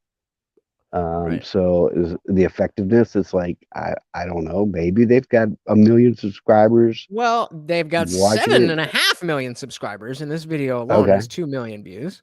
So they are reaching people. Right. They are reaching people. The question is, what are those people doing once they are reached? Is it really hitting their noggin, or is it just pure entertainment? And I mean, certainly kudos for them trying. And like I said, I definitely agree that there needs to be some type of entry level version of these conversations. But I think that's all these are. Yeah. I think that's all these are. And so it's important to watch these, to be aware of what people who don't pay attention to stuff and also have opinions on that same stuff. What is it that they think? What is it that they use to tell themselves that they understand this better than they really do? Well, Freedom says, you cannot reach out to sheep. You can only lead them to your own well. I say lead. Where? Yeah. I hear you. And that is what we're looking to do here is, take some maybe surface level conversations and elevate them. So maybe what we can do is, for another show is take one of these topics and do a little bit deeper of a dive. Like Scorpion, I'd love to do a collab where maybe we talk about some of the stuff with veganism and hunting and diets and all that kind of stuff. I think that would be really cool. But clearly, I think Jubilee is entry level, and I don't think we are going to get much more from them. Any last words for the crew, for the chat, for the people? I don't know. Okay, so last words. Catch IndianJesus on Rumble. And ho ho ho, I have a machine gun now. Why would you say shit like that? Thank you so much for coming to hang out. Indy is a fantastic author and movie producer. We just watched his own movie that he produced himself called Twinks in the Discord server last night. We had a little movie night. It was a very entertaining, and it was a lot of fun to hang out with everybody. So, in terms of Jubilee, I still want to continue to support their work. I think they're doing a good thing. I think a lot of people do need that entry level video. They understand that these issues are floating about, but maybe they don't know how to get involved. And if this is something that will allow people who, maybe for us specifically, it's a little bit below what, maybe it's not up to our level, but there's certainly people who have never thought about this stuff. Even as, I wouldn't call it shallow, but the lack of depth that we get from these videos, even that is more than they have even gone through before. So if that's what they're doing, thank you so much, Skelbit Scorpion. I very much appreciate that. And what is well, wait, let me read this first. Yeah, I saw the word that I can't put up. But yes, you are dark as hell today. But thank you guys so much for hanging out. I really appreciate this. Let me know if you want to do some more of these, and we want to maybe take 1 or 2 episodes of Middle Ground and really dig into what they leave out. Whatever it is, I'm here to entertain, but I'm also here to bring back the second coming of common sense. Y'all know that. So if you have not done so already, please, guys, the biggest thing that helps a channel grow is the people watching it hitting the like button. So please just tap it.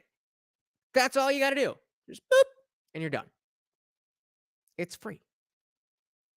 But you guys know the channel is not quite monetized yet. So if you would like, you could help me out on Venmo, CashApp, PayPal, Bitcoin, all that stuff. All that stuff is in the description, along with the link to the Discord server. So we did a panel here tonight. So I'm not going to be over there in the voice channel. I mean, I might, maybe, who knows? But 24/7, that's where you can find me. I will always be over there. And of course, it is also free, but it's not going to stay that way. We're growing. We're doing more stuff. And once we get to a certain level, I'm cutting off. And everybody who's in there, you're good. But everybody else is going to be knocking on the door, and they're going to have to pay. But we're not there yet. So join while it's free. I promise you will not regret it. But I really appreciate you guys hanging out. Even if you can't afford to do anything, just spending your time with me, that means a lot. That means a lot. I love hanging out with you guys. I love that you guys are here. So thank you. And if you can't, even if you can't contribute, like I said, it is absolutely free to hit the like button. It's free to subscribe. It's free to put the notifications on and turn all. It's free to share. It's free. You know how the notifications are on YouTube. They're terrible. But it's absolutely free for you to take the URL of this video and plaster it on Facebook, Twitter, Instagram, other YouTube channels, on TikTok, clip up the video, put it on TikTok, All of that stuff is free, and it will help us have better parties. So go on, do it. We building some shit. And trust me, I definitely remember who is here early on and helping out. So thank you guys so much. I really appreciate it. Let me know if you want to hang out in the voice channel. Those of you who are in the Discord. But other than that, until our next party, I have been your host, Lutch, aka the Indian Jesus, here to resurrect the second coming of common sense. Until next time, guys, thank you again so much for hanging out. It has been a blast, as always. I will catch you at the next party. I am out of here. Peace.